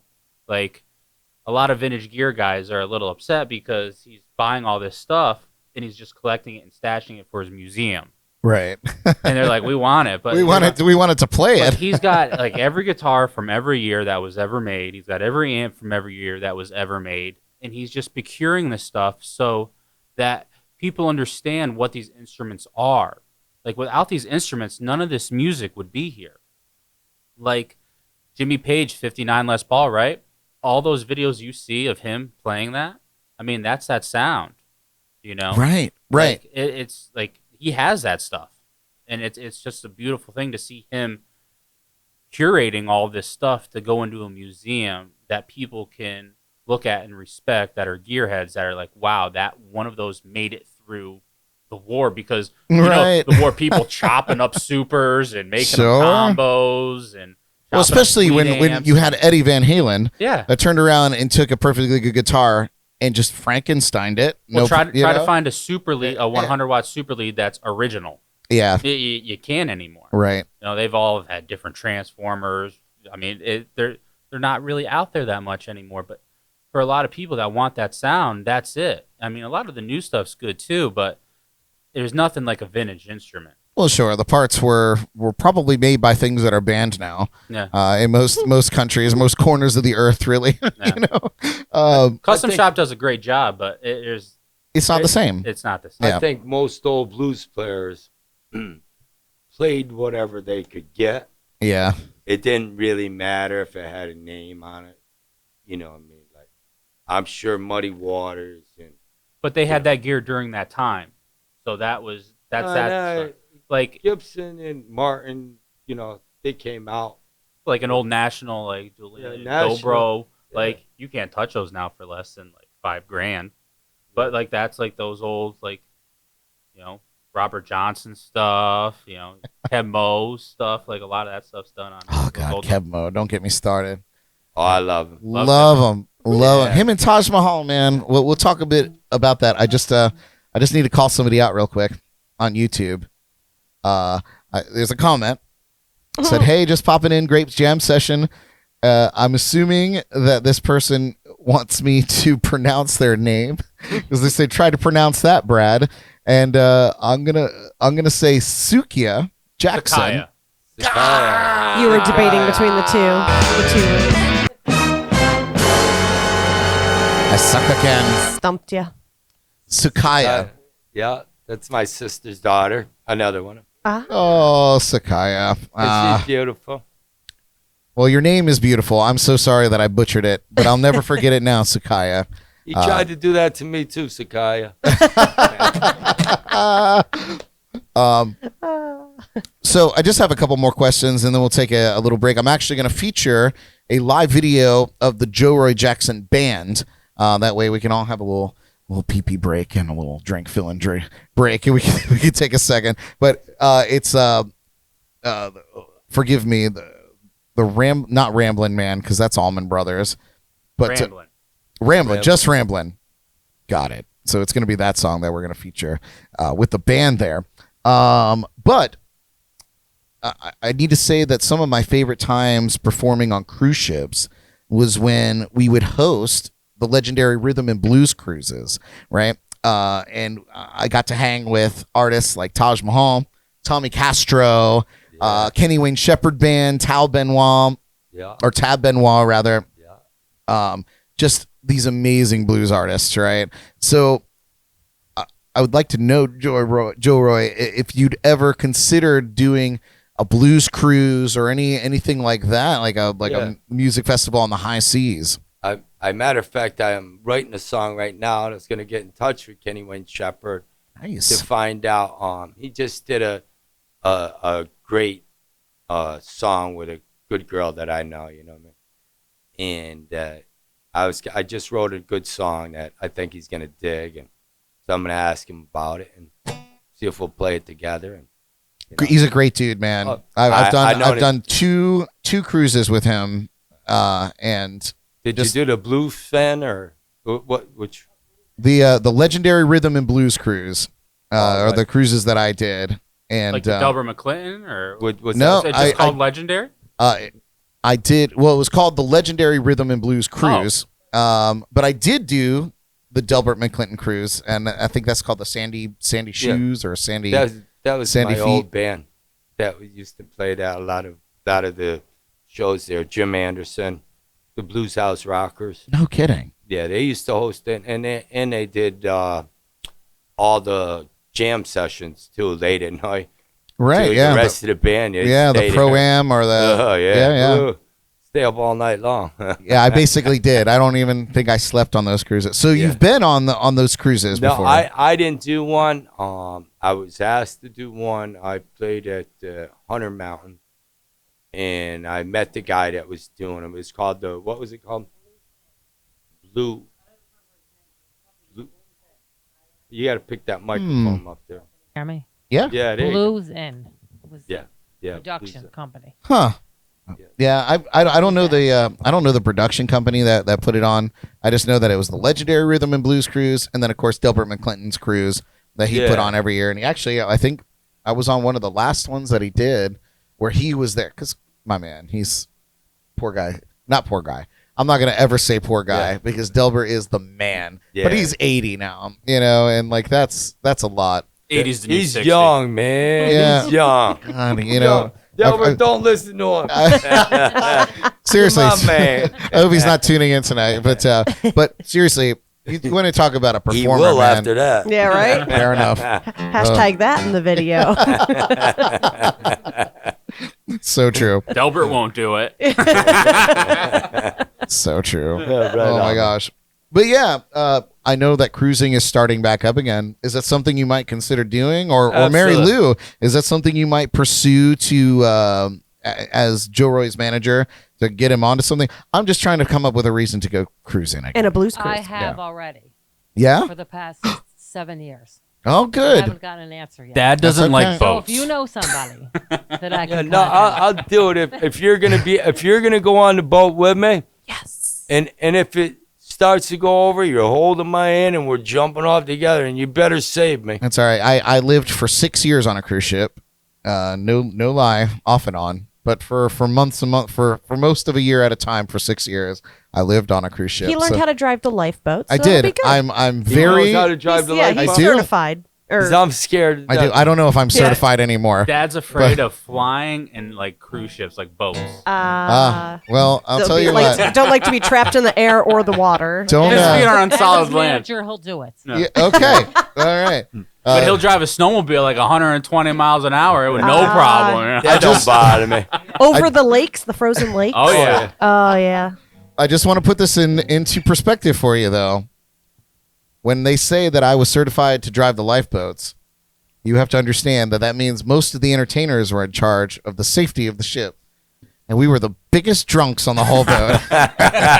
That's who I want to be with, Bill. I'll be right there with you. I'll show you how to drive that boat. Really cool. Just get me in it. I'm going to lower the boat, but we got to grab cigarettes and we got to grab booze first. That's right. Because we're going to be out there for a while. But you have to be the last ones on the boat. Here, hold my Titanic. beer. Hold my beer. Hold two. Yeah. Titanic, the last people on, one of the last people on were the band. That's right. Right? They That's stayed. right. You can't jump first. That's right. That's why I was glad that they made me the driver of the boat. Because I was the first one on the boat so that I could put my little captain's hat on and drive it away. Anyway. All right on, man. Have you ever had any interactions with Tommy Castro or Tommy Tal Castro. Benoit or Tab Benoit or any of these guys? Yeah. Because they're Tommy legends to Castro, me. I met quite a few times in Saratoga. My buddy goes and sees him all the time. He signs all his stuff to me and writes me some notes. You know, Tommy Castro's right on, man. Tommy, Joe Roy, I love you, man. Yeah, he's awesome. Kenny man. Wayne Shepherd, I love you. I met him when he was 18 at the same club in Saratoga, and he's awesome, dude, man. And you know, Joe Bonamassa, I'm telling you, man, I got a tape. I'll send you sometime. Don't get me in trouble on that one. No, From the that'll radio be for shows, my you know? personal vinyl collection. Well, no, this is on a cassette tape. You know, What's a cassette tape? No, I'm kidding. I'm Oh, kidding. John Mayer just put his CLE. new record out on cassette. I bet he did for that Sob Sob Rock 80s thing. Yeah. Yeah, man. That's good for him.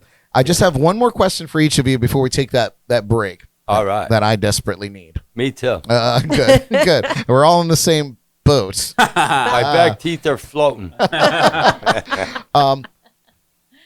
This is for each of you. What is your favorite to date stage moment? What was it? What do you have? If you could narrow it down to one, what is your favorite moment that you've had on a stage of all time?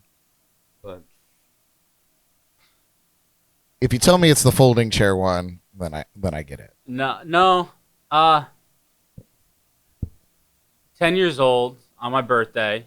Dad was playing a gig. Pulls me up on stage, says, puts a guitar in my hand, pushes me out. 28,000 people. I'm standing next to Pat Benatar. Jeez. That's amazing. That's probably it. And Neil Giraldo goes, that's a "Here, tough one." kid, here's a piece of bubble gum." Yeah. That's tough to beat. He could have went and ate with me and them, and he got all shy. So I had to. There's so many people. I had to have the cops come and get him behind the soundboard in front of me. But he could have ate dinner with Pat Benatar. It's amazing. You know what I mean? 10-year-old kid, he just shocked me in front of 28,000 people. That's a pretty shock. Hey, here's a guitar. Just get out there. Just Yeah. get out It's there. only a couple people. Yeah. No big deal. It's Yeah. amazing. They used to dress me up as like kids, him and my mom, and like these like country western like outfits, Oh. and like I bought him a Les Paul, a miniature Les Paul, and I bought him these cowboy boots, warm and out.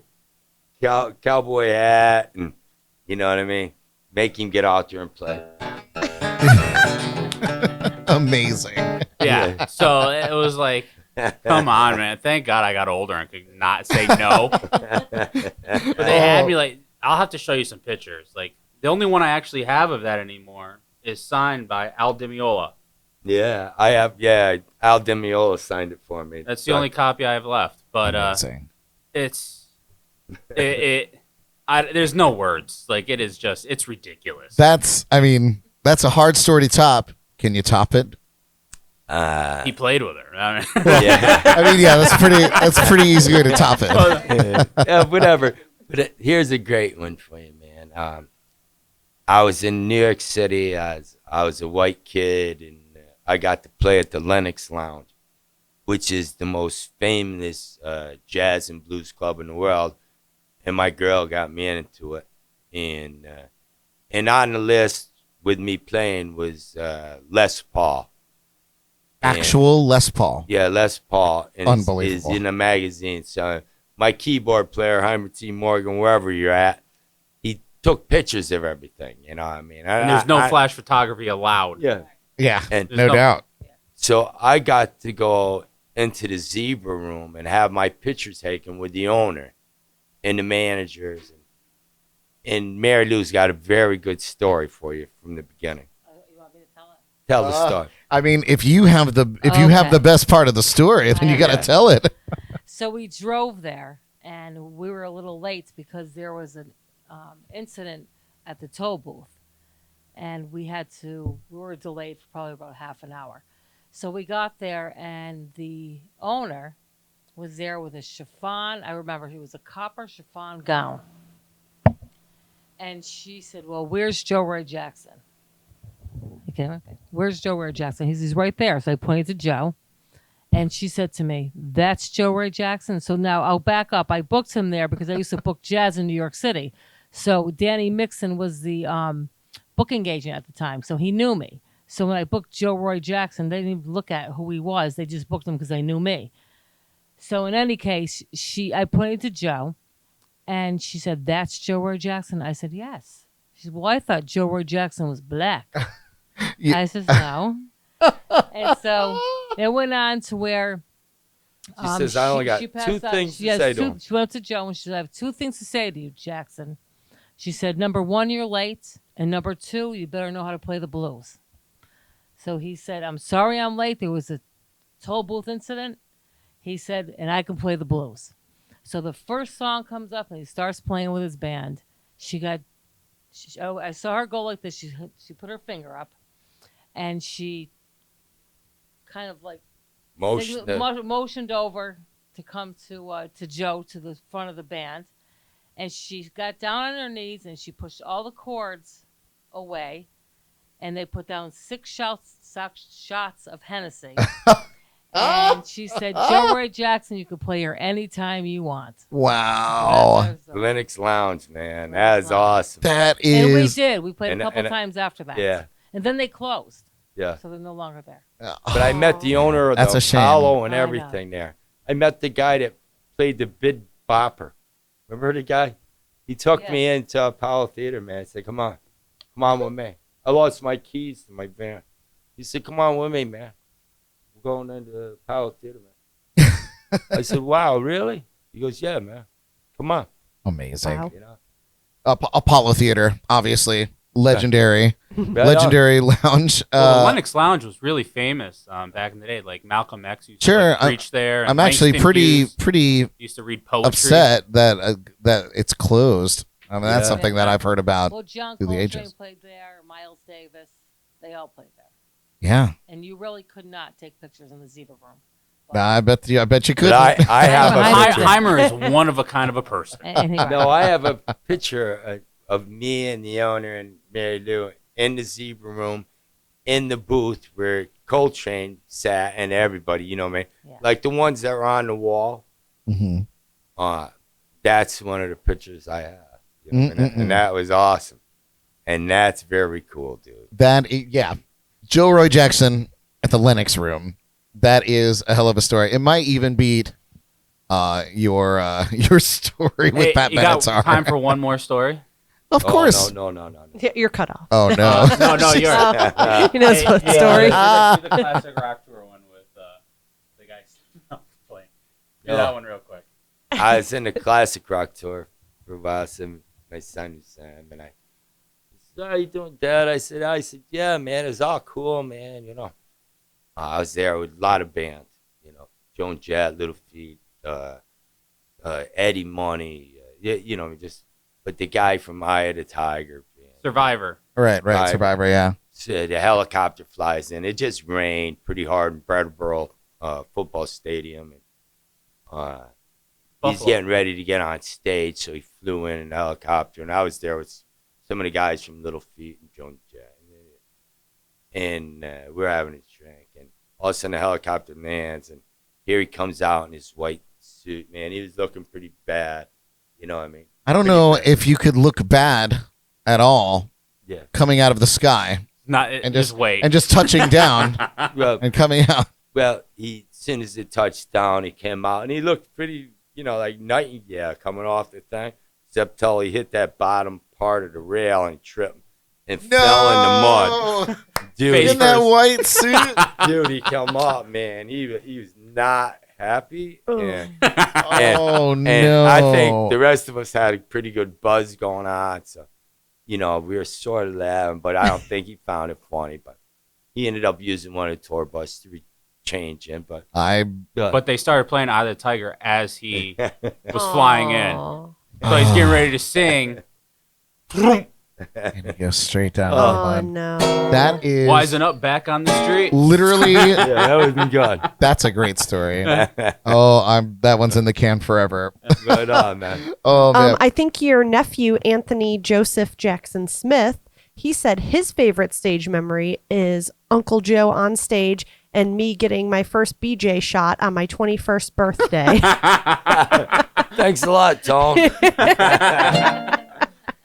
Oh no. Oh, that's crazy.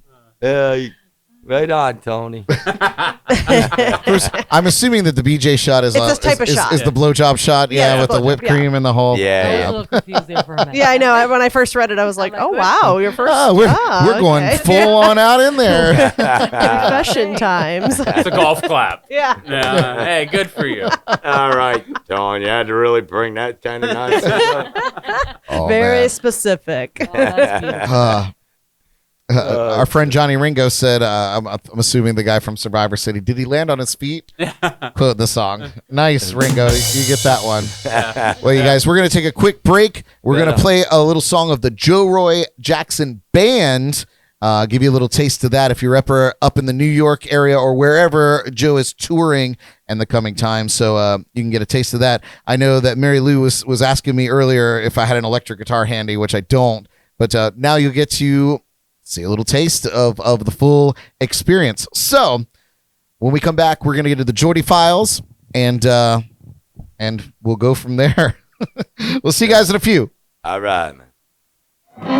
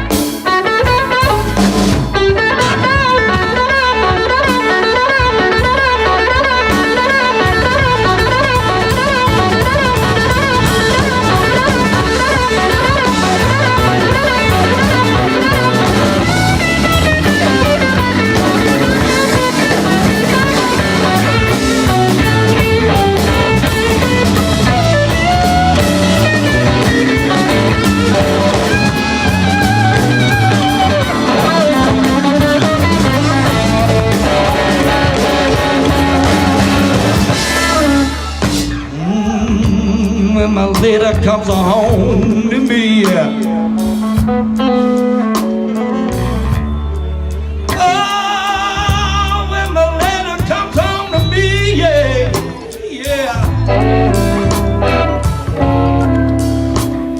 Well, I'll just tell her these simple words, yeah. Oh, I got a woman's baby. Oh, my mind. Oh, I got a woman's baby. Oh, my mind, yeah. Oh, I got a rambling. Oh, my mind, yeah.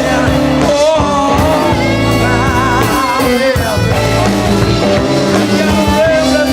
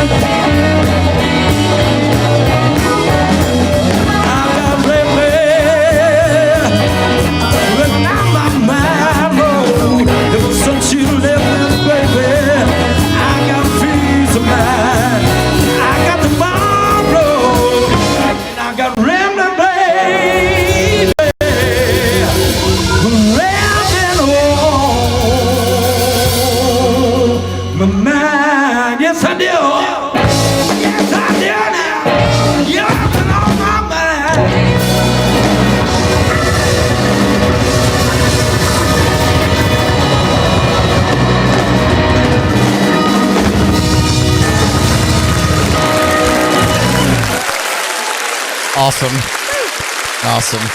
Yeah, I felt like. Oh yeah. I felt like it was necessary to queue up a video, not only to have a little break here, but to show off, because I knew you guys were coming with acoustic instruments, but to have an opportunity to hear him in that full capacity. And I saw that video today, and I was like, that is a jam. That's the one. That's the one. Mm-hmm. And that's actually that's a record off of his 95 record, right? That is I'm talking about him like he's not here because he just walked back in, but that is a cut off of the. So you think it's Easy Being Me record, live album he did? Oh, I'm not thinking about the live record. I'm thinking about Hot Stuff. That's what I'm thinking about. Hot Stuff. And no, Ramblin's not on there. Are you sure? Yeah. Are you sure? Ramblin was on. So you think it's Easy album. Being Me? Yeah. Maybe I must have missaw it, but I do have to say that Hot Stuff, the cover of that record, that is hot. How about the last song, Call Who? Did you hear that one? I'm sure I did. The rap song? No, I don't know if I. Yeah. Like the first rap song I ever did. Yeah. Rap song. Oh gosh. That's awesome. I gotta get back on my shit. I gotta go figure that out. I gotta go listen to that. About the first cell phone thing that you could ever imagine. I drive truck, and people used to be on their cell phones all the time, and I'd have to blow the air horn. So in this song, there's actually real trucks with blowing air horns and stuff, saying, it's time to move. We got places to go, but moving a little too slow. And you rapping it? Yeah. Oh gosh. that record's not on Spotify, so I wasn't able to pull it off. It's on YouTube. Is it on YouTube? It's on YouTube. Son of a gun. How Many Bridges, the song we played, the last song we played, that's off that album. That was a great song too. Nice. Awesome. Well, you guys, moving forward in our show here, our very own Jordan Taylor is going to hit us with this week's entertainment headlines, gossip, and more inside The Jordy Files. Jordy.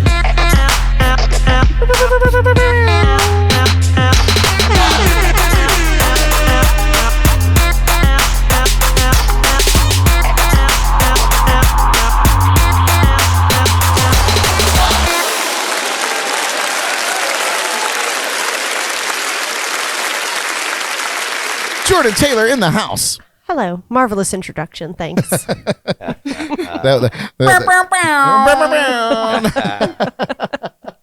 Jordy, tell us what we got going on here. Well, Braddy, I kept it kind of short and sweet today. Nice. Some birthdays. So today, July 21st, we are celebrating Kim Fowley, your musical spirit animal twin, Cat Stevens. Cat Stevens? Yeah.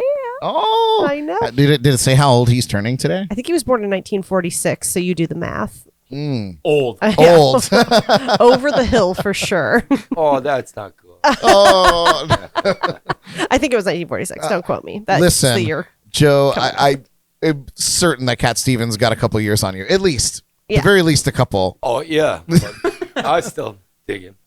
Yeah, he is a good oldie but goodie. I'm so glad that he, because obviously he went into retirement in the 70s, It's amazing that his music has stood the test of time without him being involved in it, while Sort of started like his own little genre in a way. Yeah, well, I mean, you want to talk about Chris Springer having crazy rhythm with it. We were talking off air for those of you just tuning in, or we're tuning back into you. Chris Springer, our good friend, has a very unique rhythm when he plays, and Cat Stevens did too. And I play a lot of his covers, but I don't think I ever get the rhythms Like him, right. Dr. Hook, and all those sort You're of there. guys. That's that whole genre there, Oh man, Cat Stevens. Well, happy birthday, Cat Stevens. Correction. Happy birthday. Yeah, happy birthday. He was born in 1948, so he's 73. Oh, okay. Thank you, Google. Yes. Only Yes. 13 years old. Yes. Oh, Well, way to Mick time Jagger- yourself out, man. Jagger had a kid at 73, so Yeah, Yeah. See? True. All things are possible. Also, birthdays today, Howie Epstein and Joe Roy Jackson on Friday. Oh! Joe Roy the Jackson. big 6-0. Early birthday. Oh, 6-0, man. look at how good I look. Yeah. I'm going to say, Still killing it. I feel like I might actually look a little older than you, Yeah. and I'm Yeah. not quite there yet. I would Well, agree. So I wouldn't say real that. quick about his birthday. A quick story, if you don't mind. I don't About- mind. I think you were turning. Well, it was one of your birthday parties we had at the house. It was the big pig roast Yeah. we had at the house. There was probably about 500 people at our house in Outlaws, and there was two stages, two bands playing at all times, and at the end of the night around midnight, I'm a young kid at this point in time, just roaming around. This limousine pulls up. I'm like, Oh, dear. run back, Dad. There's this limousine pulling out front. He goes, oh yeah, who is it? I don't know. This band gets out of the car, right? They're dressed in the early 2000s. You know how all those guys dress. And they're rolling. My dad rolls up. Who the hell are you? Dad goes, Jim Anderson, your old manager, sent us over here. We wanted to party, so we came here. Dad goes, well, who are you? You go, we're Creed. No. No. Creed shows up. Oh. Yes. And they ended up doing a huge jam session. They ended up playing, yeah. From what I've heard, those guys like to party. Oh, yeah. And they know how to party. Oh, yeah. Oh, That's wild. Wow. Yeah. You know And who? then one And guy I took... even forgot about that kind of stuff. Oh, And one see, guy... that's what we do here. We bring memories back, and then we take them away. And then one guy took the pig's head from the pig roast and put it on the hood of the limousine as the Oh, the my emblem. Oh, yeah. Now I remember. That put it all together. That'll bring it back. That's awesome. Like in Dukes of Hazzard, they have the horns. They got Oh a pig head my now. God. That's an awesome birthday. You know who else liked to party? Ernest Hemingway, and it is also his birthday today. yes. Oh, happy birthday, Paul Ernest. Robertson decided to let me know that. So happy birthday Yeah. to my mentor in the drinking ways, Mr. Hemingway. Mr. Hemingway. Oh, yeah. We call him Mr. Hemingway where I come from. Dad knows Paul from Saturday. I know. It is Paul, drinking way. Paul texted me earlier today, and he was like, "Hey, man," he's like, Get ready. That's exactly what he said. It's exactly what he said. And I was like, he's like, yeah, dude. He's like, I did 2 Jaeger shots with him at Square Grouper. And I was like, okay, so I should probably like have a little energy drink and like get my life together. And he's like, we used to have yep. a Jaeger keg at our house, and we used to get sent like 8 gallons a month of Jaeger. You told me this story last time we were on the show together. You told me the story about 8 Jaeger. gallons of Jaeger a month. Yeah. So tell me about that. Sorry, Jordy. That's okay. I said it was a short Jordy Files today. It was only a couple more. Not important. The owner of Grey Goose, Lee, which is really cool. Me and him kind of hit it off because I love Grey Goose, and he owned Grey Goose. So that is a match made in heaven. I'd say, yeah. And I met him through Bill Mott, and we just like hit it off and became like really cool friends. And he says, well, what do you want for a Christmas present? I said, I don't know. You ain't got to give me nothing. He said, yeah, man, what do you want? I said, well, you know what I drank, so, just send me something, Well, he did. He sent me a kegulator for Jaeger, with a subscription to 8 gallons a month. Oh my God! Needless to say, it didn't last too long on our house. I can't imagine that it would. Like somebody's got to get pissed at some point. Yeah, and that was my ex-wife.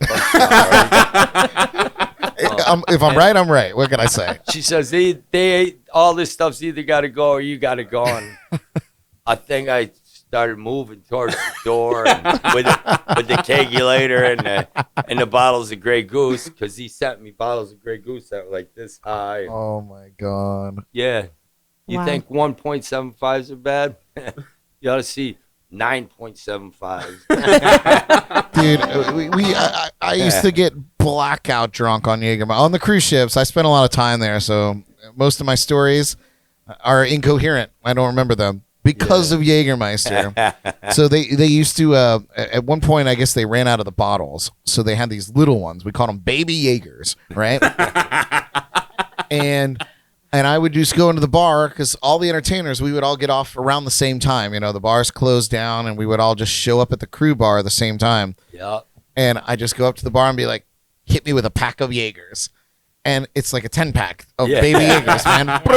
And yeah, and then you're just a superstar because you're just passing around. Hey, somebody do these with me. Dude, there are so many nights I just remember waking up in my cabin, and it's like 2 o'clock in the afternoon the next day, and I'm like, what happened to me? Naked, last pissed the night? bed. Yeah. Can I give you a Jägermeister story? Please. Listen, my neighbor across the street, he was a pilot in the service, and he used to fly to Greenland, and he says, Joe, I'm gonna bring back some Jaeger. So I said, right on, man. He goes, how many you want? I said, just get me a couple of them. But that's back when they had like codeine in them, and so I said, all right, man. So about 11:30 on a Friday, he calls me up and goes, yo, man, your Jaeger's here. I said, all right, I'll come over and get them. I said, well, you give them to me. I said, well, I can't leave until we have a shot. Yeah, we got to have some drinks, yeah. So we had a shot. Next thing you know, the bottle was gone. Now we popped the cap on the second one, and now we're pretty tore up. And all of a sudden I looked to my left of me, and he's crawling up the stairs to his bedroom, right? And I said, Craig, where you going, man? He goes, dude, I got to go to bed, man. I said, all right. So I walk across the street, which, is literally across the street, maybe a little diagonal. And I walked into this pine tree that used to be in front of my house. And this thing beat me up pretty bad, right? So I lay down on the couch. I'm sleeping. I wake up. I look at my body, and I'm all scratched up from this tree, right? So I got mad, went out in my garage, grabbed my chainsaw, ring, started up, started cutting it down, right? The tree come down, took down the power lines, took out everything. Now shit. Everybody's there, right? I'm cutting the tree up, trying to get off the power lines. But it was a big pine tree, but it didn't whoop me that bad. You ultimately won. Yes, that pine tree was going to say. It's not there. We didn't have power for a little while, but Dad got the best of the tree. But the pine tree went down. You walked into that tree, and then you took out the power for the whole neighborhood. Yeah, basically. Joe Roy scorned. It only cost me a little money. just a little money. And You needless make more, to say, right? too, like, we used to have a basketball hoop attached to the telephone pole because the telephone pole was like, city kids, right? Right. So you have the basketball hoop mounted to the telephone pole, right? Of course, that gets taken out, so I can't play basketball out there with the kids anymore. So you had to buy me a new basketball hoop, but we didn't have power for like a whole day because Wow. dad was hungover and wanted to cut down a tree. They're all Oh, my mad. God. That's Jaeger awesome. did. Blame the Jaeger. Yeah. Yeah. Sounds like a Jaeger. song. Yeah. What else you got there, Jordy? Oh, you don't want to hear about my Jaeger stories. Yes, God. I Yes, know. yes, we do. Oh, I only have like 3, and they all end in throwing up. College. Pure I'm pretty Jaeger, sure- and they were in college. I'm Yes, pretty sure most of them end in throwing up. that's true. But Jaeger bombs? you have Jaeger not bombs? thrown up till you've thrown up Jaeger because it's like that's scary. Jaeger throw up is scary. You're Especially already in- choked. You're already gagging over there. Yeah, Sounds- well, it is. I'm It's like still not thinking of a warm recovered shot of Captain, from college. Yeah, and then throwing it up in like white snowbanks. Ooh.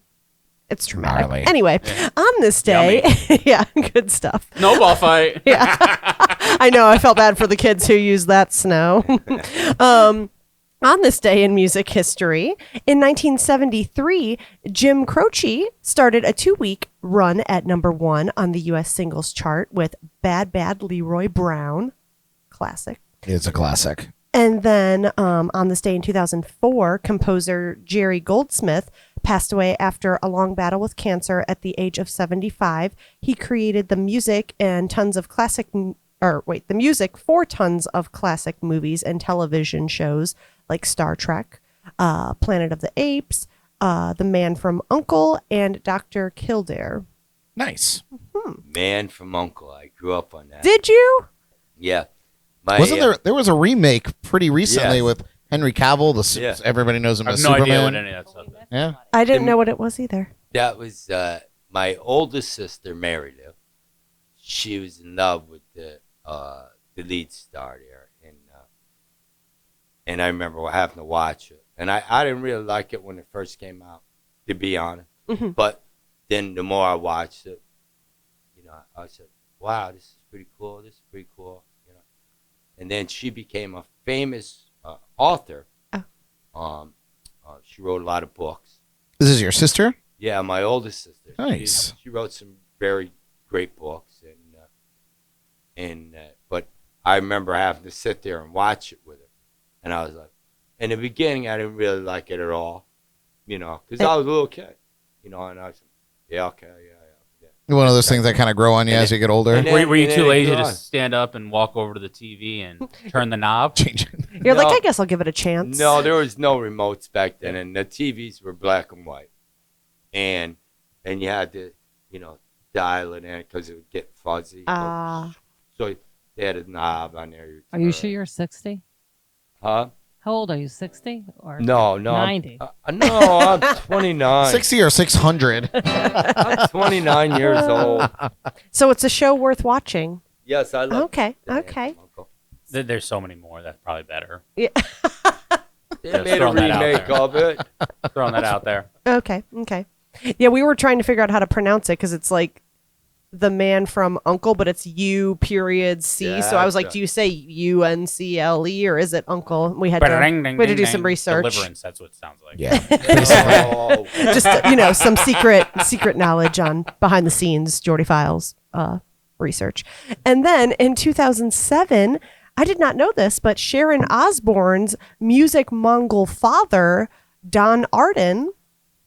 Did y'all know she had a music Mongol father? Mogul? Oh, Mogul. Mogul. And yes. Sorry, why do I keep saying Mongol, Mongol? those are like the The ancient Mongols. warriors. Yeah, I'm pretty sure that I was was an like ancient Genghis world history Khan. teacher before I became a full-time musician. Genghis Khan? Yeah, Well, Genghis Am I in Khan. there? I'm in there, yeah. Well, I think you could be a Mongol See, I know a too. thing or two you about know. a thing or two. Most Chinese people can actually find their bloodline tied to Genghis Khan. Oh, I love, yeah, he, He fathered a lot of children. yeah, yes, he did. Mhm. He sure did. Just like Nick Cannon. Yeah. yes. go. Which you are.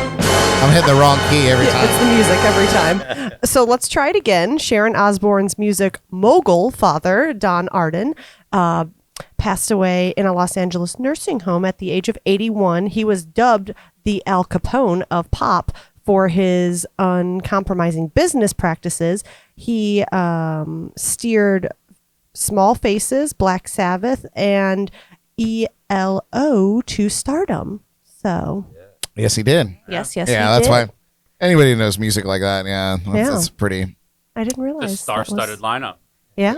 It makes you wonder if that was the whole reason that Black Sabbath shot to stardom in the first place. Well, that's Is the that reason why Ozzy rose to stardom. Yeah, because of Sharon. It So- all makes so much sense now. See? They're all. Pretty Bringing it- much. bringing it that's together. why- Shut up. And then, now that concludes the Jordy Files. Jordy Files! Thank you. Short but sweet. And then, now, as promised, every week, here's another quirky National On This Day video. Today is National Hot Dog Day, Sure and we is. pushed it to the limit. This week's video features Ellie, the bad bitch Brock, myself, and as always, the flawless Brad Brock. Yes, flawless. Yes, flawless. Please sit back and enjoy learning a little something about the hot dog world. National Hot Dog Day! Good evening, I'm Chef Richard Straw, and this is Satan's Grill. Dick Straw? Is this guy for real? Today is National Hot Dog Day, and we have 2 contestants to make the greatest hot dog I've ever had in my life. Let's go and meet the girls.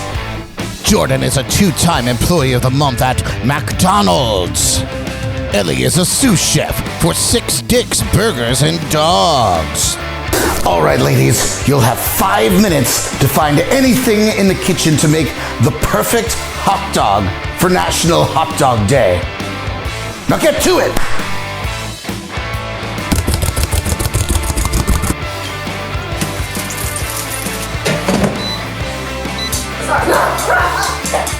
I think I'm good. I don't know if my wiener's hot enough.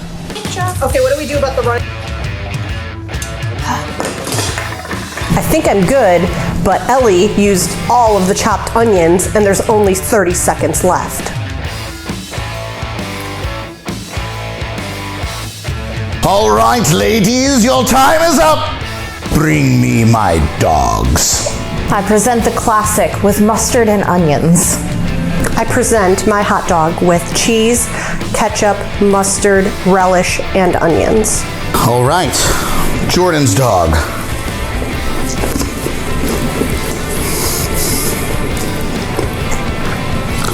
This dog reminds me of something. It reminds me of crap!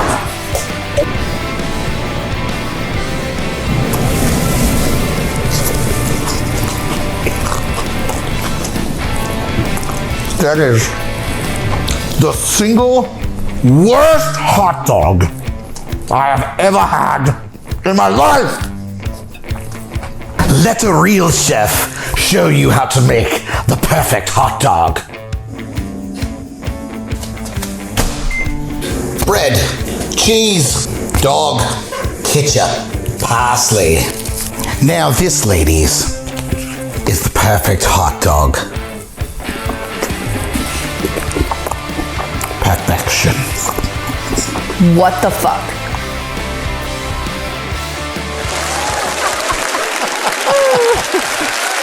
Yeah. Happy National Hot Dog Day. You guys. Go eat a hot dog. Oh my God. Funny story about hot dogs. You would have one. My, You don't my want to family, really about it. my family actually owns a hot dog company back in New York.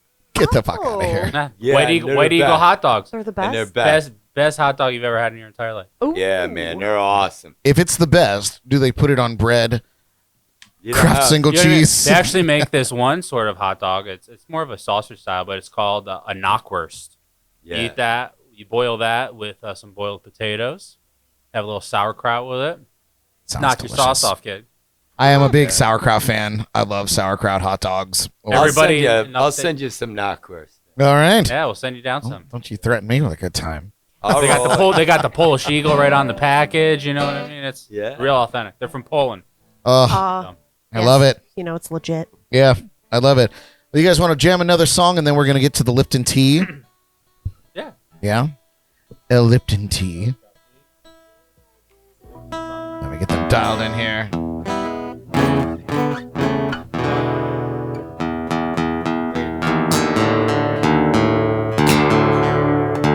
Oh, you know I love that drop D.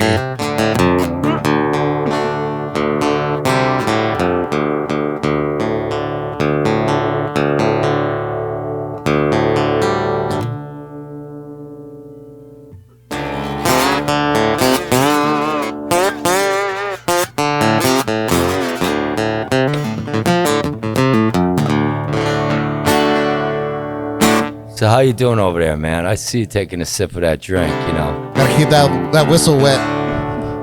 Hey, cheers to you, my brother. Cheers to you Cheers guys. to everybody out Cheers. there, man. Cheers. Salud. My sister Nancy, I love you, baby. One guy I met goes, I asked him, I go, what do you drink? He goes, anything that's wet. We're gonna be friends. Heard that.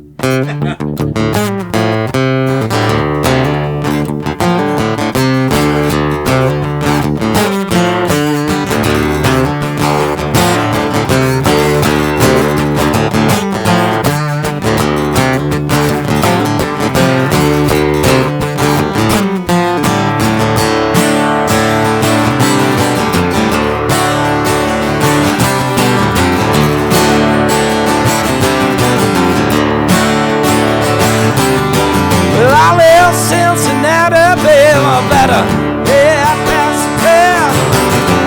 Pulled in the photo, baby, about 3 a.m. and I was blind, yeah. Talking about the road, driving blind. Well, now, Mr. Conductor, baby, won't you take me down that road, driving blind?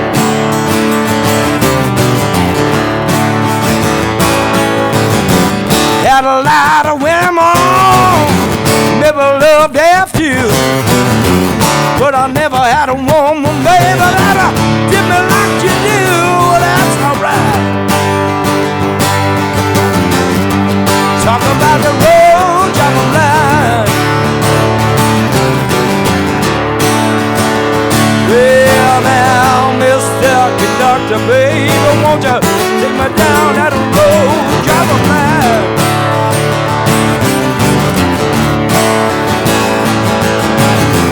Made my way back from Dallas, working on my own. Maybe never seen you, baby, but I'll surely leave alone. That's alright now. Talking about the road, driving blind. Yeah, now, Mr. Conductor, won't you take me down that road, driving blind? Play a song, Joe Roy.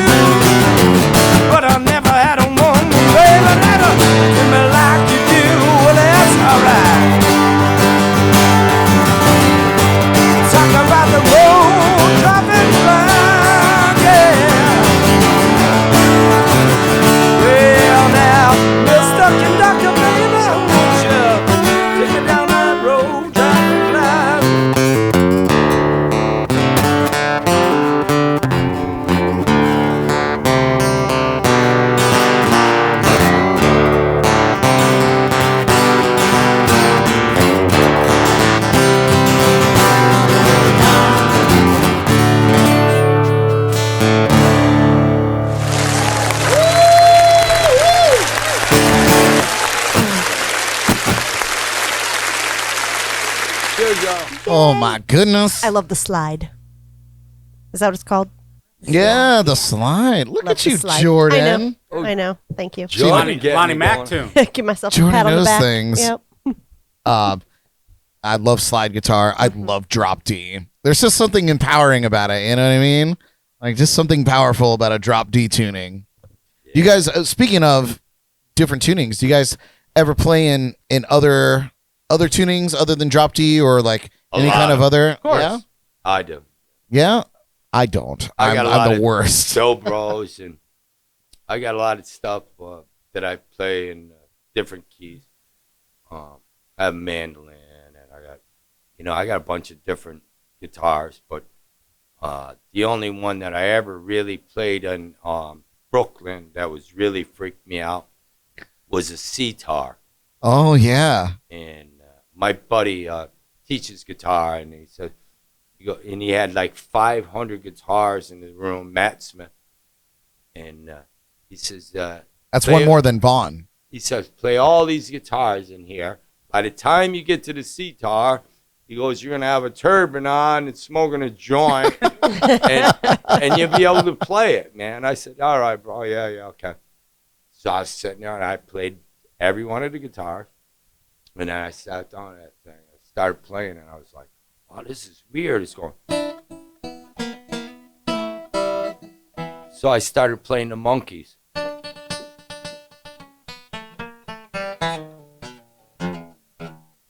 And it was the craziest thing I ever heard. You know what I mean? Right. Sure. It's so- Very bizarre instrument anyway, but yeah. To try to play it was just like, wow, this is weird. Right. I do admire anybody that plays funky. You know, the funkiest instrument I think that we've had on this show was our friend Flint Blade, and he plays the Chapman stick. Oh, Chapman stick. Yeah. Yeah, man. Right And on. he's great at it. It like, Oh, yeah. and he did some things like we were just sitting in awe in here, just being like, first of all, what is this instrument?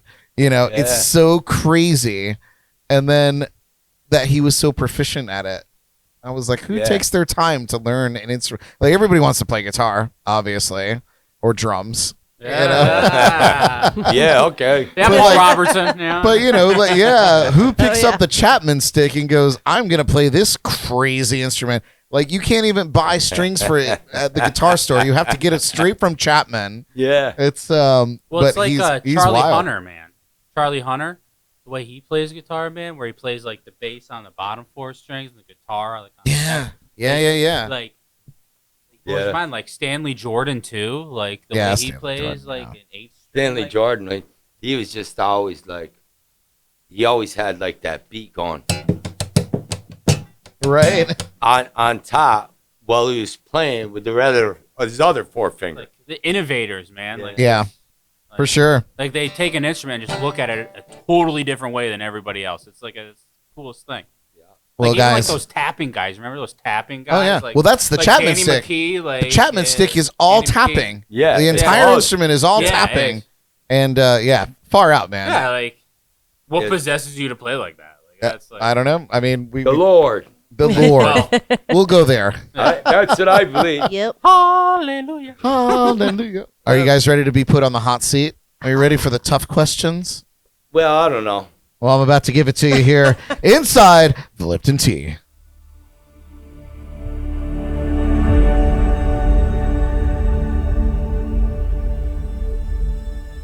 I love them. Yeah, we should have some tea. Well, hello and welcome to Inside the Lipton Tea. I'm Brad Brock, playing the part of Mr. James Lipton, legendary host of Inside the Actor Studio. And I'm here tonight with the dynamic guitar duo Vaughan Jackson and Joe Roy Jackson. Welcome, gentlemen. Thank you for Thank you. having us. Are you ready to begin? Yeah. All right. So, since Vaughn is at the top of the screen, we'll go ahead and start with him, and then we'll follow up with Joe Roy's answers. So, Vaughn, what is your favorite word? Motherfucker. Hyphenated, of course. Joe Roy, what is your favorite word? I love you. Hyphenated. Yeah. One word. Vaughn, what is your least favorite word? Go home. Least favorite word. I don't have one. Come on. Oh, you got that one. Words are beautiful. Nothing makes you cringe. Okay. Well, No, I really don't. I don't think I Okay. have a bad. Idiot. what Sticks is and stones, they break my Joe bones, the Roy? worst What will is ever hurt what me. is your least favorite word? 9 would be. Cut off? Yeah. Hyphenated. Cut off. All right, Vaughn Jackson. What turns you on? You better say something good, dude. Lindsay. No. In what sense? What turns you on? Like musically, Anything, really. a band that's really vibing, like that's really got it going on. Nice. Nothing like it, man. It's true. It's There's true. like an aura around them that you can't step in as a viewer. It's just something that's happening on stage. Mhm. You're just lucky enough to see it. Yep. To witness it. Yeah. Yeah. What about you, Joe Roy? What turns you on? Your girl's here. The most thing that turns me on is probably a new guitar. You know, I mean, that first vibe of it when I first start to play it, and then how it goes on afterwards and becomes, you know, like your part of you. Right. Yeah. Party like Yeah. a partner. Yeah, What like you do, your sure. partner in your Yeah. life.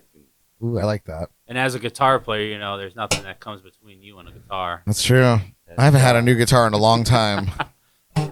We'll have to work on that. Just saying, Jordan. Yeah. I haven't bought a new guitar in a long time. Got it. Pick her up and turn her sideways and throw some strings on. Well, we'll just go to Vaughn's house, turn and that you zombie can sideways. Go shopping at Vaughn's house. yeah, you can pick out whatever Sure, guitar my you wife want. wouldn't mind. You Yeah. know?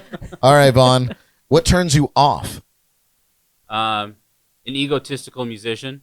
Ah, all right. Now we're getting somewhere. Joe Roy, what turns you off? Music that is blatantly like not really what the truth is about life. I think there's a lot of hatred going on in this world right now, and I don't like to see it because I play with blacks, whites, Koreans, a lot of different people in my life, but I don't like to see the hate that's going on in this world right now. Massive turnoff. Yeah. Yeah, man, it just turns me off because it's not really like that. You know what I mean? It really, in my world, I'm Sure. a white dude playing blues At the Lennox. at the Lennox Lounge, and I'm dominantly white in that neighborhood, and they accepted me and loved me, Yeah, man. and that's how I felt about them. So I don't like that. That's what I really don't like in the world today. That's wild. Because we know it's possible. We see it. I see it. My friends, my colleagues. We all make it work somehow, miraculously. You guys, regardless of race and creed and background, somehow we all still work together and we're friends and we go out and hang out. Right. I can't believe that we make it. We are the only ones on the planet that make this work. Right. I feel you, my friend. Yeah, I think it's If it can happen here, it can happen anywhere. I think it's musicians that Maybe take the artists love. in general. Yeah, all artists. You're right. Yeah. No All right. color in music. There's no color in a lot of things. That's we right. people paint colors into things, and that's not a dig on artists, Yeah. but Right. however, that's a whole other podcast. I think Yeah. Right It's on. the After Dark, the After Dark, After Hours. Yeah. HBO After Dark. HBO After Dark. So Vaughn, what sound or noise do you love? Sound and noise. Sound or noise that you or- love? Lindsay. Guitar. No, Lindsay. In the middle Her of the night. voice. Wake up! Get the baby. Those babies, yeah, I'm sure you love that at 2:30 in the morning. I love the sound of an old National Dobro. Ooh, child, you're speaking to my heart. I love that sound. What about you, Joe Roy? What sound or noise do you love? I think the most Poppy. Yes,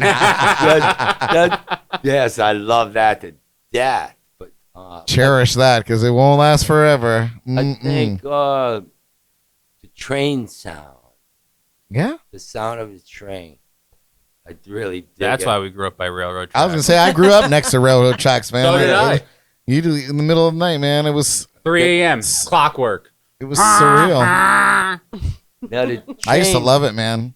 And train- sometimes we lived so close you could feel it. Oh yeah, You know, the like- house we grew up in Yeah. was built in 1888 on a stone foundation. Oh, you feel somebody if they walking down the street. Oh yeah, we had a crick. Do you guys know what a crick is? I do know what a A crick crick is. running through our cellar. Down the crick.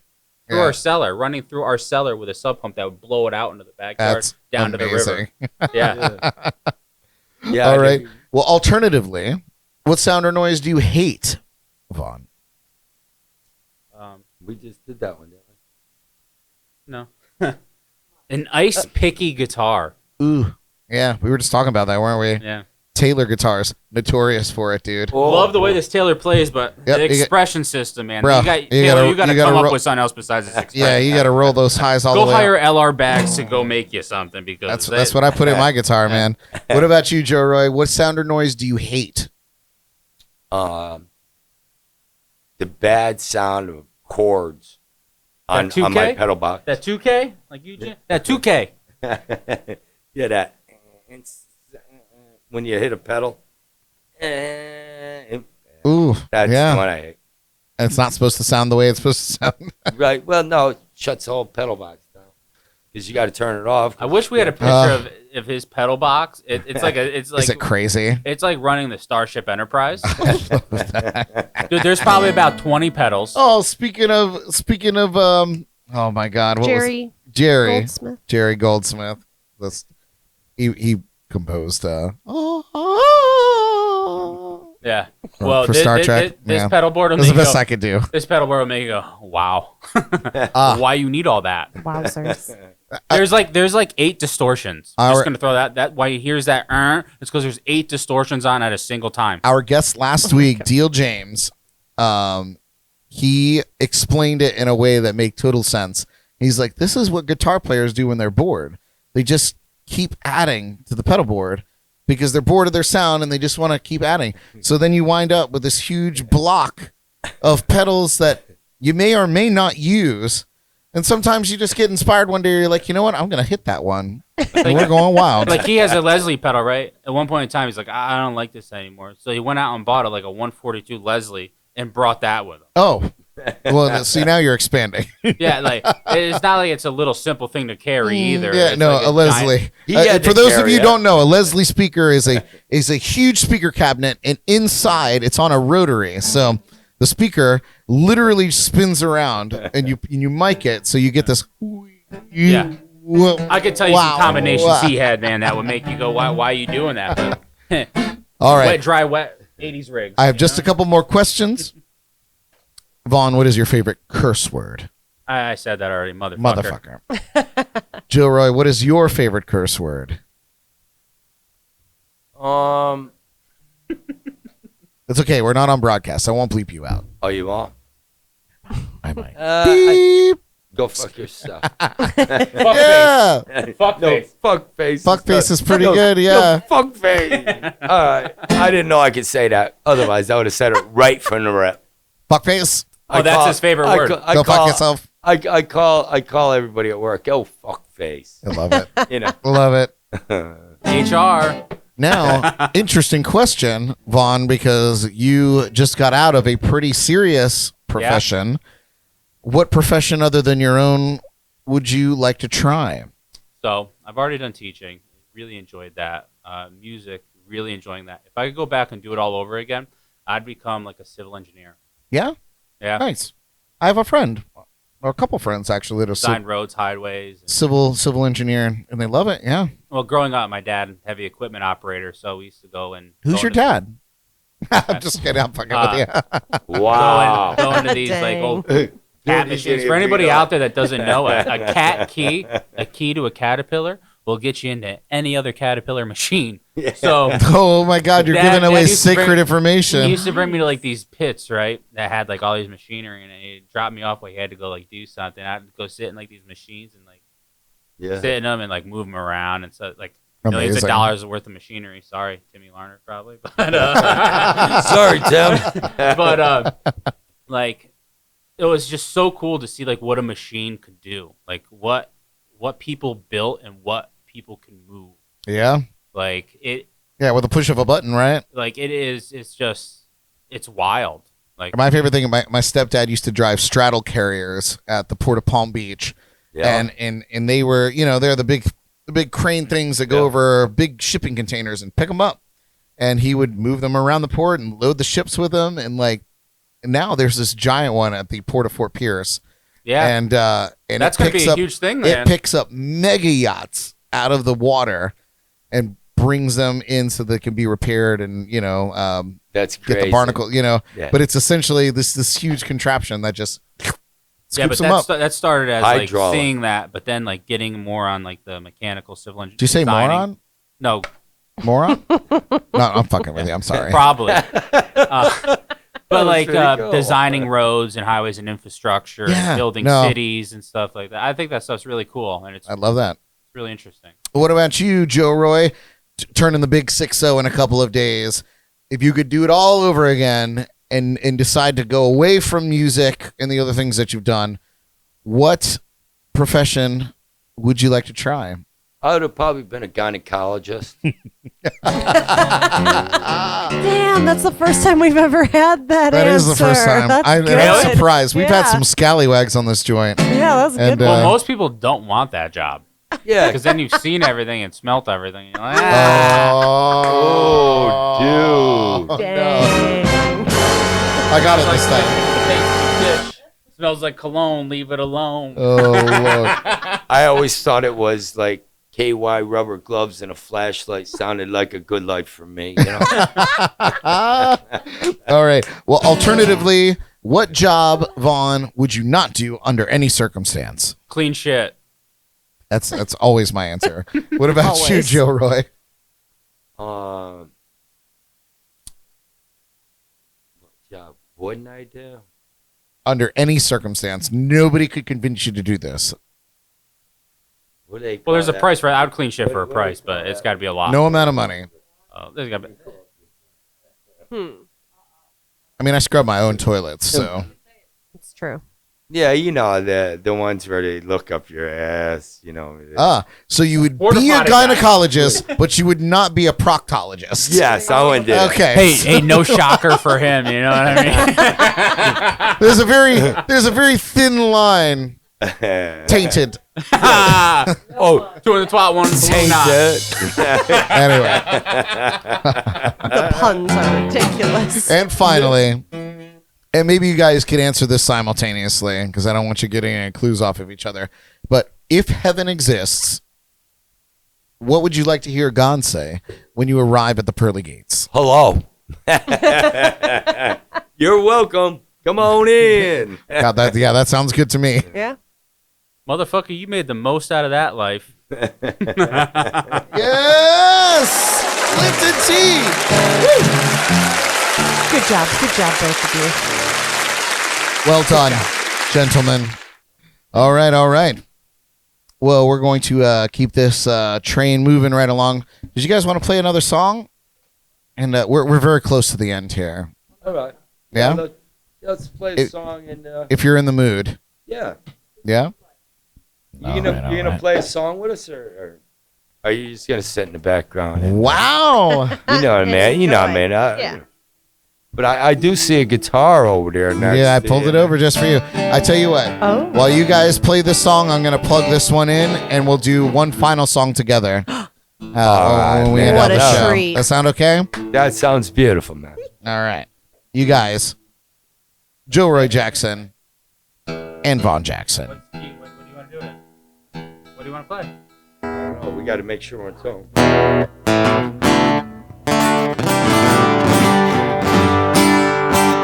Let's play some blues in E, man.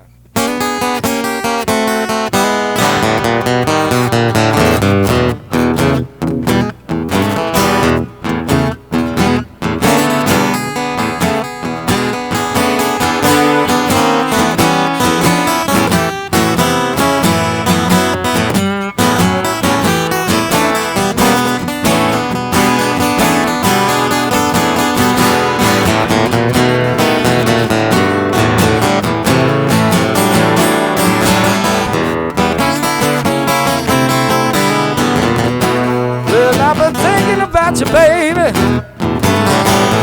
Lord, I've been thinking about you night and day. 'Cause I've been sitting, thinking and drinking, yeah. I'm gonna drink my life away. But it ain't nobody's business, baby. Ain't nobody's business but mine. Well, I woke up this morning, baby. Don't let me know what's going on. Well, now I've been sitting, thinking and drinking, baby. Lord, I should have known what's going on. Well, don't worry about me, baby, 'cause I'm surely ain't my mind. Well, now, look to the west, look to the east. Look now, baby, just looking at me. I ain't thinking, baby. Oh, I'm just thinking about you. Well, now I know there's something, baby, both should do. Well, I'm drinking. I'm sure I'm drinking, baby. I ain't sitting here thinking, baby, drinking all about you.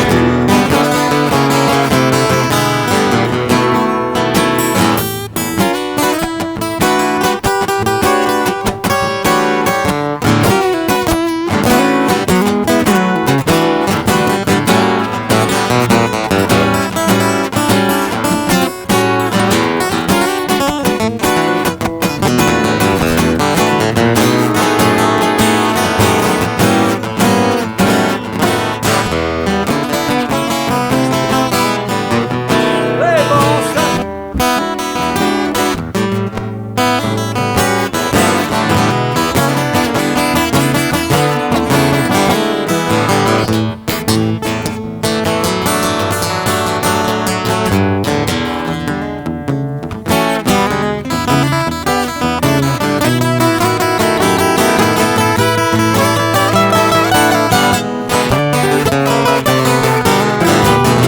Well, now, sure woke up this morning, sure let him feel his way.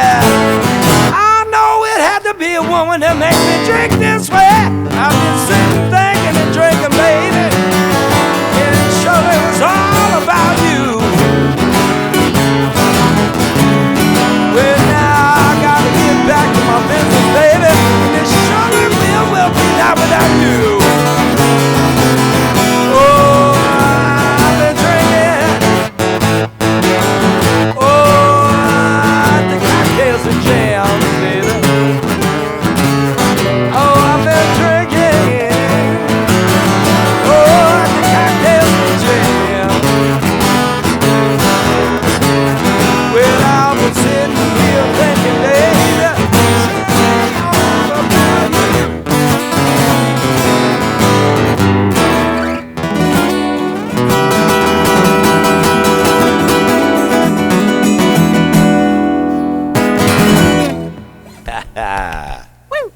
All right. I got this guitar in my hand. Uh-oh. Let's do one. How about Let's do it. You want to do "Rock Me, Baby"? You ever heard that song? Give me that key, baby. Give me that key. D minor. All D right. minor and A minor. Huh? I'm in.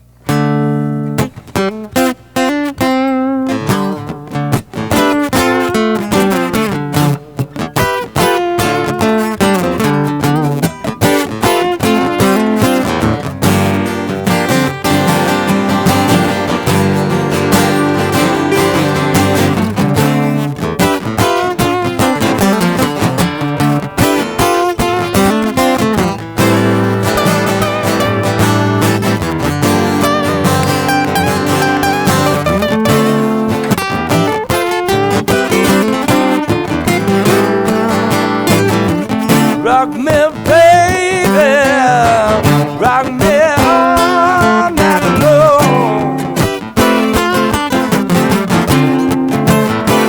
Oh, rock me, baby, yeah, rock me all night long.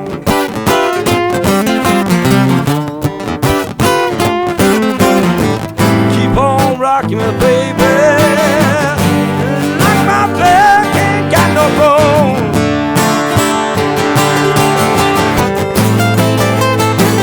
Oh, roll me, baby, like a wagon wheel. Oh, roll me, baby, like a wagon wheel.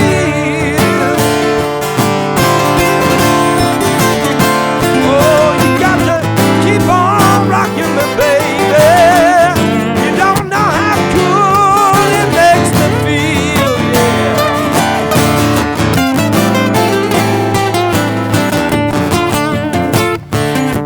Come on, Roy Jackson.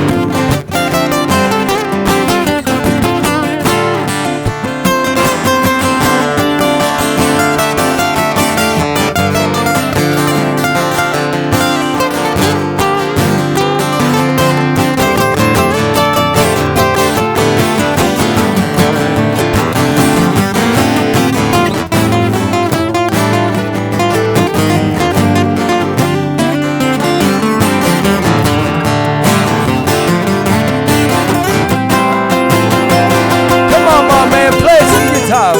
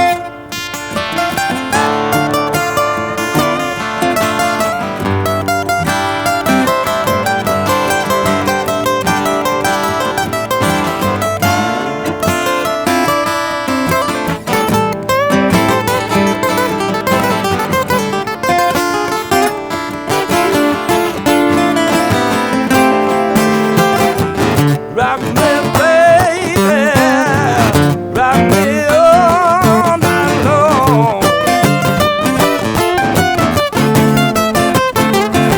Oh, rock me, baby, rock me all night long. Oh, you got to keep on rocking me, baby, like my back, like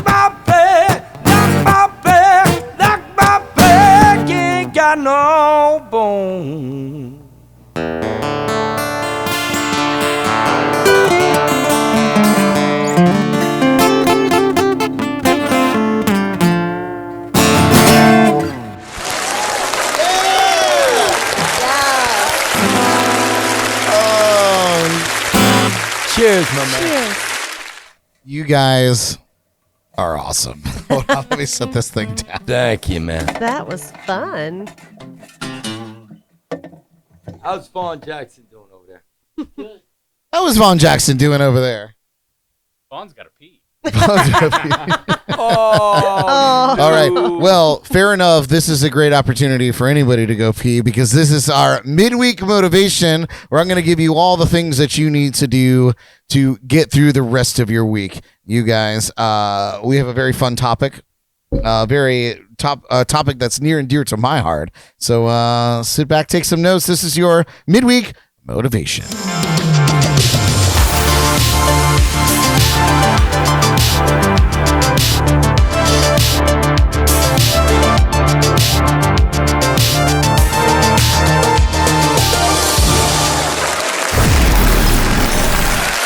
Shameless Plugs comes later.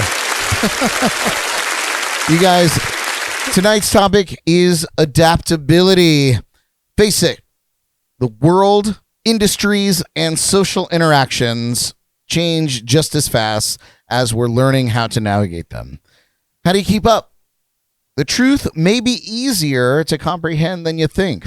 The key is being flexible and adaptable, keeping an open mind, honing your critical thinking skills, and seeking to understand are vital to drawing conclusions based on the information at hand. Being able to switch between details and the big picture is a huge advantage that you're going to have in your personal and professional life. One item that may be tough for some is the ability to accept change. We all invest tons of time into learning skills. And then some smarty pants comes along with an innovative way to accomplish the same goal more efficiently. Processing new information to make your performance better is crucial. The last two things I want to point out is, one, being creative. Be the smarty pants who comes up with the innovative way to do things. Have the confidence to improvise and experiment. And two, learn to adjust your style of working or method of approach to meet the needs of a situation or emergency. This doesn't mean you have to change who you are, but sometimes getting the job done means you've got to compromise on how you do things. To conclude, you will be happier in your work and life if you're able to adapt to your surroundings and situations with a positive outlook and a genuine desire to get shit done. I'm Brad Brock, and this has been your midweek motivation. Thank you. Thank you very much. Now we're going to hit you guys with all of our, as you might have seen, our shameless plugs.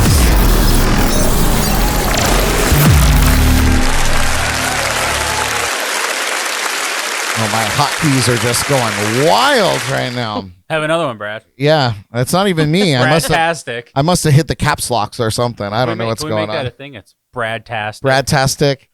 Oh, I don't think it's gonna stick. But I think it is. I'm gonna start off with my special guest. Starting off with Vaughn. Vaughn, give us your shameless plugs. Where can we find you? I know we got a show we want to talk about on Saturday, but let us know all the other things that you got going on and things that we should be checking out in Vaughan Jackson's world. Yeah, go over to Jackson Springs Facebook page, Instagram. You can check out us there and see all the stuff we're doing and check out some videos and see where we're going to be. And that's about it. Nice. I mean, I really can't count out that much. Yeah, well, we're going to be out there. Yeah, yay! My world's a little busy right now with little Rugrats running around, but Jackson Springs is my main project at the moment. Good. So go check out everything there. Also, go check out Chris Springer. He's playing all the time, and he does a great solo gig. So go check him out. He's the other half of Jackson Springs. And go check out Joe Roy Jackson at all his places. And if you guys if there's anybody out there that likes gaming, go check out my brother's Presley Jackson's page because he's big into gaming. He's got all these endorsements from gaming and stuff like that. That's amazing. So he's got a ton of subscribers on YouTube and stuff. He's really big into trick shots on Call of Duty and stuff like that. No kidding. Yeah, really big on that. I'll check it out. I'll have to get that handle from you. He has when I was living at home still, he had like people sending him like energy drinks, merch he had to wear while No he was like kidding. videos. Yeah, he's really big into it. That's Custom awesome. controllers and stuff like that. He's doing good. He just got promotion. He's actually a mechanic at BMW now. No So kidding. he's doing really well for himself. Really proud of him. Awesome. So, All right, Yeah. and he's tuning in tonight. So, Prez, Yeah. Prez good Bomb. for you. Says Bomber. Right on. We will be at that show at Cobb's Landing. Yeah, I'll be come at on the out show. Saturday, I'm gonna 6 to convince her to come and do it. 6:10 killer light show I got going on. So if you guys like light shows, I do like light shows. I got a killer light show coming. Awesome. Yeah. All right, we're going to move over to Joe Roy Jackson. Hit us with all your shameless plugs. Where are going to be finding you in the future? Where can we find your music? What's going on in the world of Joe Roy Jackson? I can't talk anymore. I run a talk show. Can't Have another talk. Jack. Yeah, I Happens. might. Yeah, You better. there's a lot of stuff going on right now. Awesome. You can go on pretty much anything, any jukebox, and play my latest album. You can, I play a real lot, so it's pretty cool that you can find me pretty much anywhere. And my girl's got all the stuff. got 'cause notes. she's like the woman that takes care of all the booking and stuff. So Yeah, we're going to give a shout out to Mary Lou. Dad's stuck in the old times. He still has an iPhone 6, so if you want to find his stuff out, go check him out on Facebook. First of all, the fact that you call an iPhone 6 the old stuff from the old ways and the old times, I hate you. yeah, well, Yeah. it's the world we live in. So go check him out on Facebook, Instagram, Twitter. He's got his website. I'm gonna tell you, Joe Roy, I was super impressed to find out that you had an Instagram account. I looked and I was like, oh I my don't God. even know I have that. So, But there's some great photos on there. I was like, all right, it's not ample, but like there are photos there. I'm about And, to give it a follow. I'm actually on it right now. Look at you, I know, Jordan. She's weird. already on Yeah. it. Yeah, My brother Presley set him up with all of his stuff. Yeah. He actually does that Nice. for a living Good. as well. He's big into graphic design and stuff. I built his website for him. Very does all his cool. social stuff. and So he's watching my house, people. Oh. Out there. Gypsy's in the palace right now. And, There's a big party going on at Joe Roy's house right now. You don't even know. In my Linux Ave room. Yeah. he lives on Lenox Ave, so he called it the Lenox Lounge. Oh, that's awesome. I see what you did there. Fancy. Very nice. Well, right on. And your music is available. I know that Brothers is available on Spotify and Everywhere. and everywhere. Everywhere. Hot Stuff, on the flip side, I was not able to find on a lot of the streaming platforms. Is that for any particular reason? Presley, you got to get on it a little more. Get on it, Presley. Get it out there. No, there's separate copyright things for That makes for that sense. album. That's what I because he was figured. signed to a different record label then. That makes sense. And But you it's- said that you told me that it's it was on YouTube. You YouTube. can get it off of YouTube. Cool. You Yeah, can stream you- every song off yeah. of YouTube with most Yeah. of his albums. Besides his a few of the earlier ones because they're on cassette. Yeah. They haven't been transferred Back- over. I gotta Back go to find Blues. these. I gotta go find these cassettes. Back You- to the Blues album. You Anybody said that you were hasn't gonna finished- send me one. I'm looking forward to that. Yeah. It was what? Oh, babe, you The gotta one talk- from Ronnie Scott. I unplugged it to plug my guitar in, but I could put you back in there. Magic. There you go. Okay. So we're planning a tour starting in April. Let's see, a fall European tour. Well, no, not fall. Should we do fall? April. Have Guitar will travel, and we're going to start with London, Ronnie Scott's, and we're going to go out to Germany, and whatever follows. Jordan, It's terrible. Do you need help? Yeah. it sounds like we might have Come to go. We might have to go to London Yeah, we're and gonna start and check out the kickoff of that tour. Right. So we're going to start planning it in the fall, but it'll actually happen in April and May. Nice. And we're talking 2022. Yes. Yeah. How exciting! Yeah, That's. I mean, Well, I had it already planned in 2019, right? Sure. but I got hurt and I couldn't play it all. You got hurt. The entire Earth came down Yeah, with some yeah. crazy virus. Yeah. Yeah. Lots. Ronnie Scott's a cool spot, man. I may have to. I we can't might have wait. to Are we make- gonna fly out? We're gonna plan a little groupie trip. Should we do this? Yeah, man. Yeah. Okay. I think I'm you in. guys should all be 100%. Yeah, man. Absolutely. I'm totally We'll in. fly the Concorde over. Sure. Sweet. Sure. It's not a thing anymore. Via Delta. Yeah. Well, we have our private JNC jet, so we'll take everyone. Oh, yeah. right, You just don't care how you spend my money, do you, over there? That's right. The ones that And fly the drugs. I don't count, love am I? this girl. I love this girl. I You're telling love this me. girl. Thank you. You Thank are you. the best. You're on our team Thank you. now. Yes. Yes.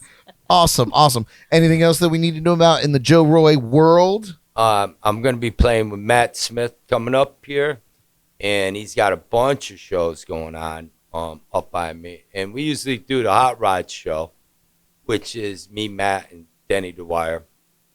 He owns the place called the Six String Ranch in Austin, Texas. And he is like my mentor and taught me a very, very lot about guitar. And when I mean taught me a lot about guitar, this guy is virtuoso of guitars. And He I can play always- anything, man. Yeah. and I Slide? dreamed of being like him.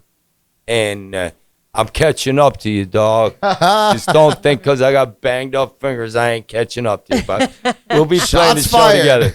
No, we'll be playing the show together pretty soon, man. I'm in Saratoga, and I love my boy.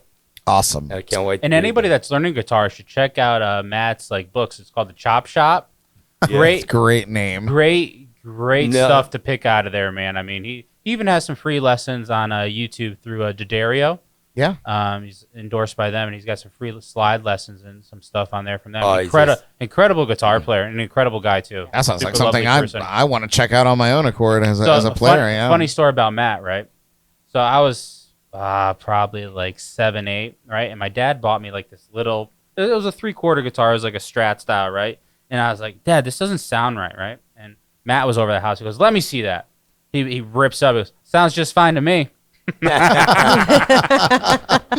Oh, And God. I go, all right. Well, I just suck, so that works. Nah, man. Matt loves it very I know. I'm just, but it's just, but it's just an incredible guy, incredible guitar player. Very. He just sent out 11 albums all at once. What? You know what I mean? He owns like the most incredible studio. He mastered my last album. Right. You mentioned that earlier. Yeah. And the Six String Ranch is unbelievable. There's the most amazing guitar equipment there. The most the people that play there are incredible. And I won't say Matt. That's who's gonna do my next album with me. All right. Ah. That's cool. But keep it some things under wrap. Yeah. Mysterious. yeah, it's gonna be pretty cool, man. This next album I got coming out, it's gonna be good. It's very thoughtful, thought out, more planning than all my other albums, because all my other albums were people like just give me money, say go do an album. Sure. Right. And so you write an album, you know what I mean? But this one's very thought out, and it's gonna be a good one. I'm very excited. Yeah, man. That's a good way to jump into your 60s, man. Yeah, man. You know, that's a whole new era. I'm whole not new afraid of decade. being 60 Good. because I still feel like I'm 20. Good. And Good, I'm in because good health. I'm in my 30s and I feel like I'm in my 90s some days. I wake up and I'm like, my God, why is there coffee on? No, you'll feel it sooner or later, man. You know, my hands are getting little, arthritis and, Sure. whatever you get. But, Funny enough, I feel it in my knees after doing all the foot drumming all the damn time. Yeah. I'm like, sometimes I wake up, I'm like, oh, my goddamn knees hurt so bad. Why? Nah. Oh, yeah. Now I know. Yeah, I know too. Yeah. $20 is $20. Yeah. $20 is 20. Son of a bitch. Jordan, you got any shameless plugs tonight? Sorry, bro. No, I think that was pretty shameless, right? There. Pretty good. All right. $20 is $20. I will get through mine very quickly and we'll wrap this show up here, you guys. As always, I'd like to thank each and every one of you for tuning in live with us on YouTube, JNC Radio, and Facebook. Please remember to subscribe. Oh my God, we're so close. We're so close to our 100 subscriber goal so that we can start making moves on YouTube. Yeah, so what are we please go. at? We're at 96 last I looked. Oh. So please get us up to 100 subscribers so that we can get our own personal name and make stickers and shit. You know, And what do I need to do to help you do that, man? just Presley, share the page. Yeah, Presley, share the page. That would be great. He's got over like 1 million subscribers. Oh, so yeah, share yeah. the page, Pres. So we're gonna do something. We're gonna do something great for the person that pushes us over there. You guys, if you're not catching the show live, we invite you to join us live on Wednesday evenings at 8 p.m. Eastern on YouTube, JNC Radio, and Facebook.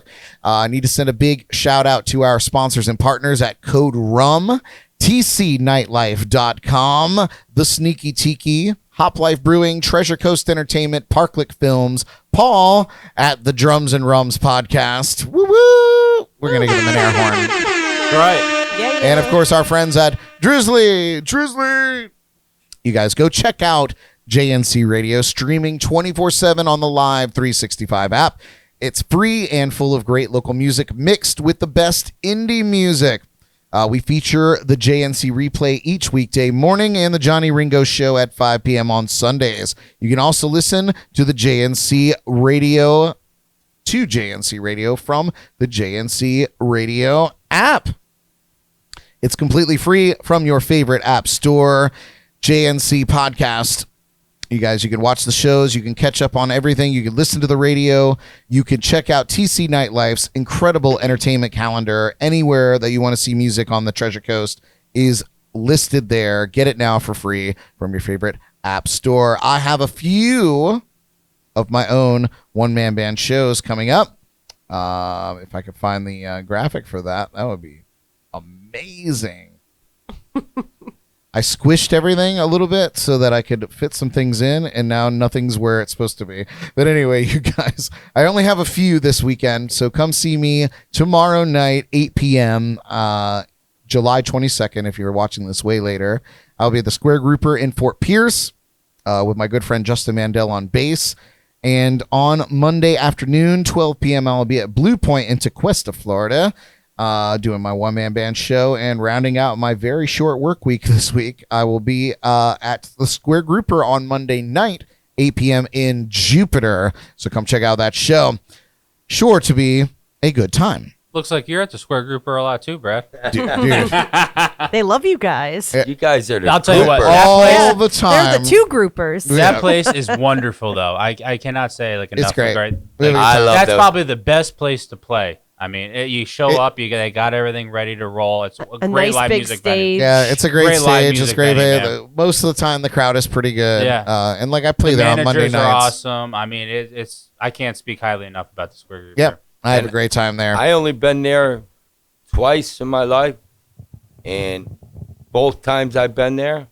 You got plowed. I don't know. I did catch a good buzz, but I was there yesterday, and I met some the people there are just great people, Oh, yeah. and the bartenders are just cool. Was this You the know. one in Jupiter or in Fort Pierce? I was in Jupiter yesterday. Yeah, Jupiter's good. Yeah, Jupiter's. It's the OG. Yeah. Yeah. And you got the remember- lighthouse. Yeah, I remember when it was a bait Good for shop you. back in the day. I mean, I was still shitting my pants. You know that's Oh, the as an infant, location but- where 5 o'clock's. Yeah. No, wait. Yeah, Yeah, 5 Yeah, o'clock. yeah. and yeah. another one of his music videos were shot too. He shot Yeah. 2 music videos there. But like Jackson. way before it is Yeah. what it is now. Yeah, like the stage was totally it was different. just it wasn't even a stage. It Yeah. was just a bait shop back then. Right on, man.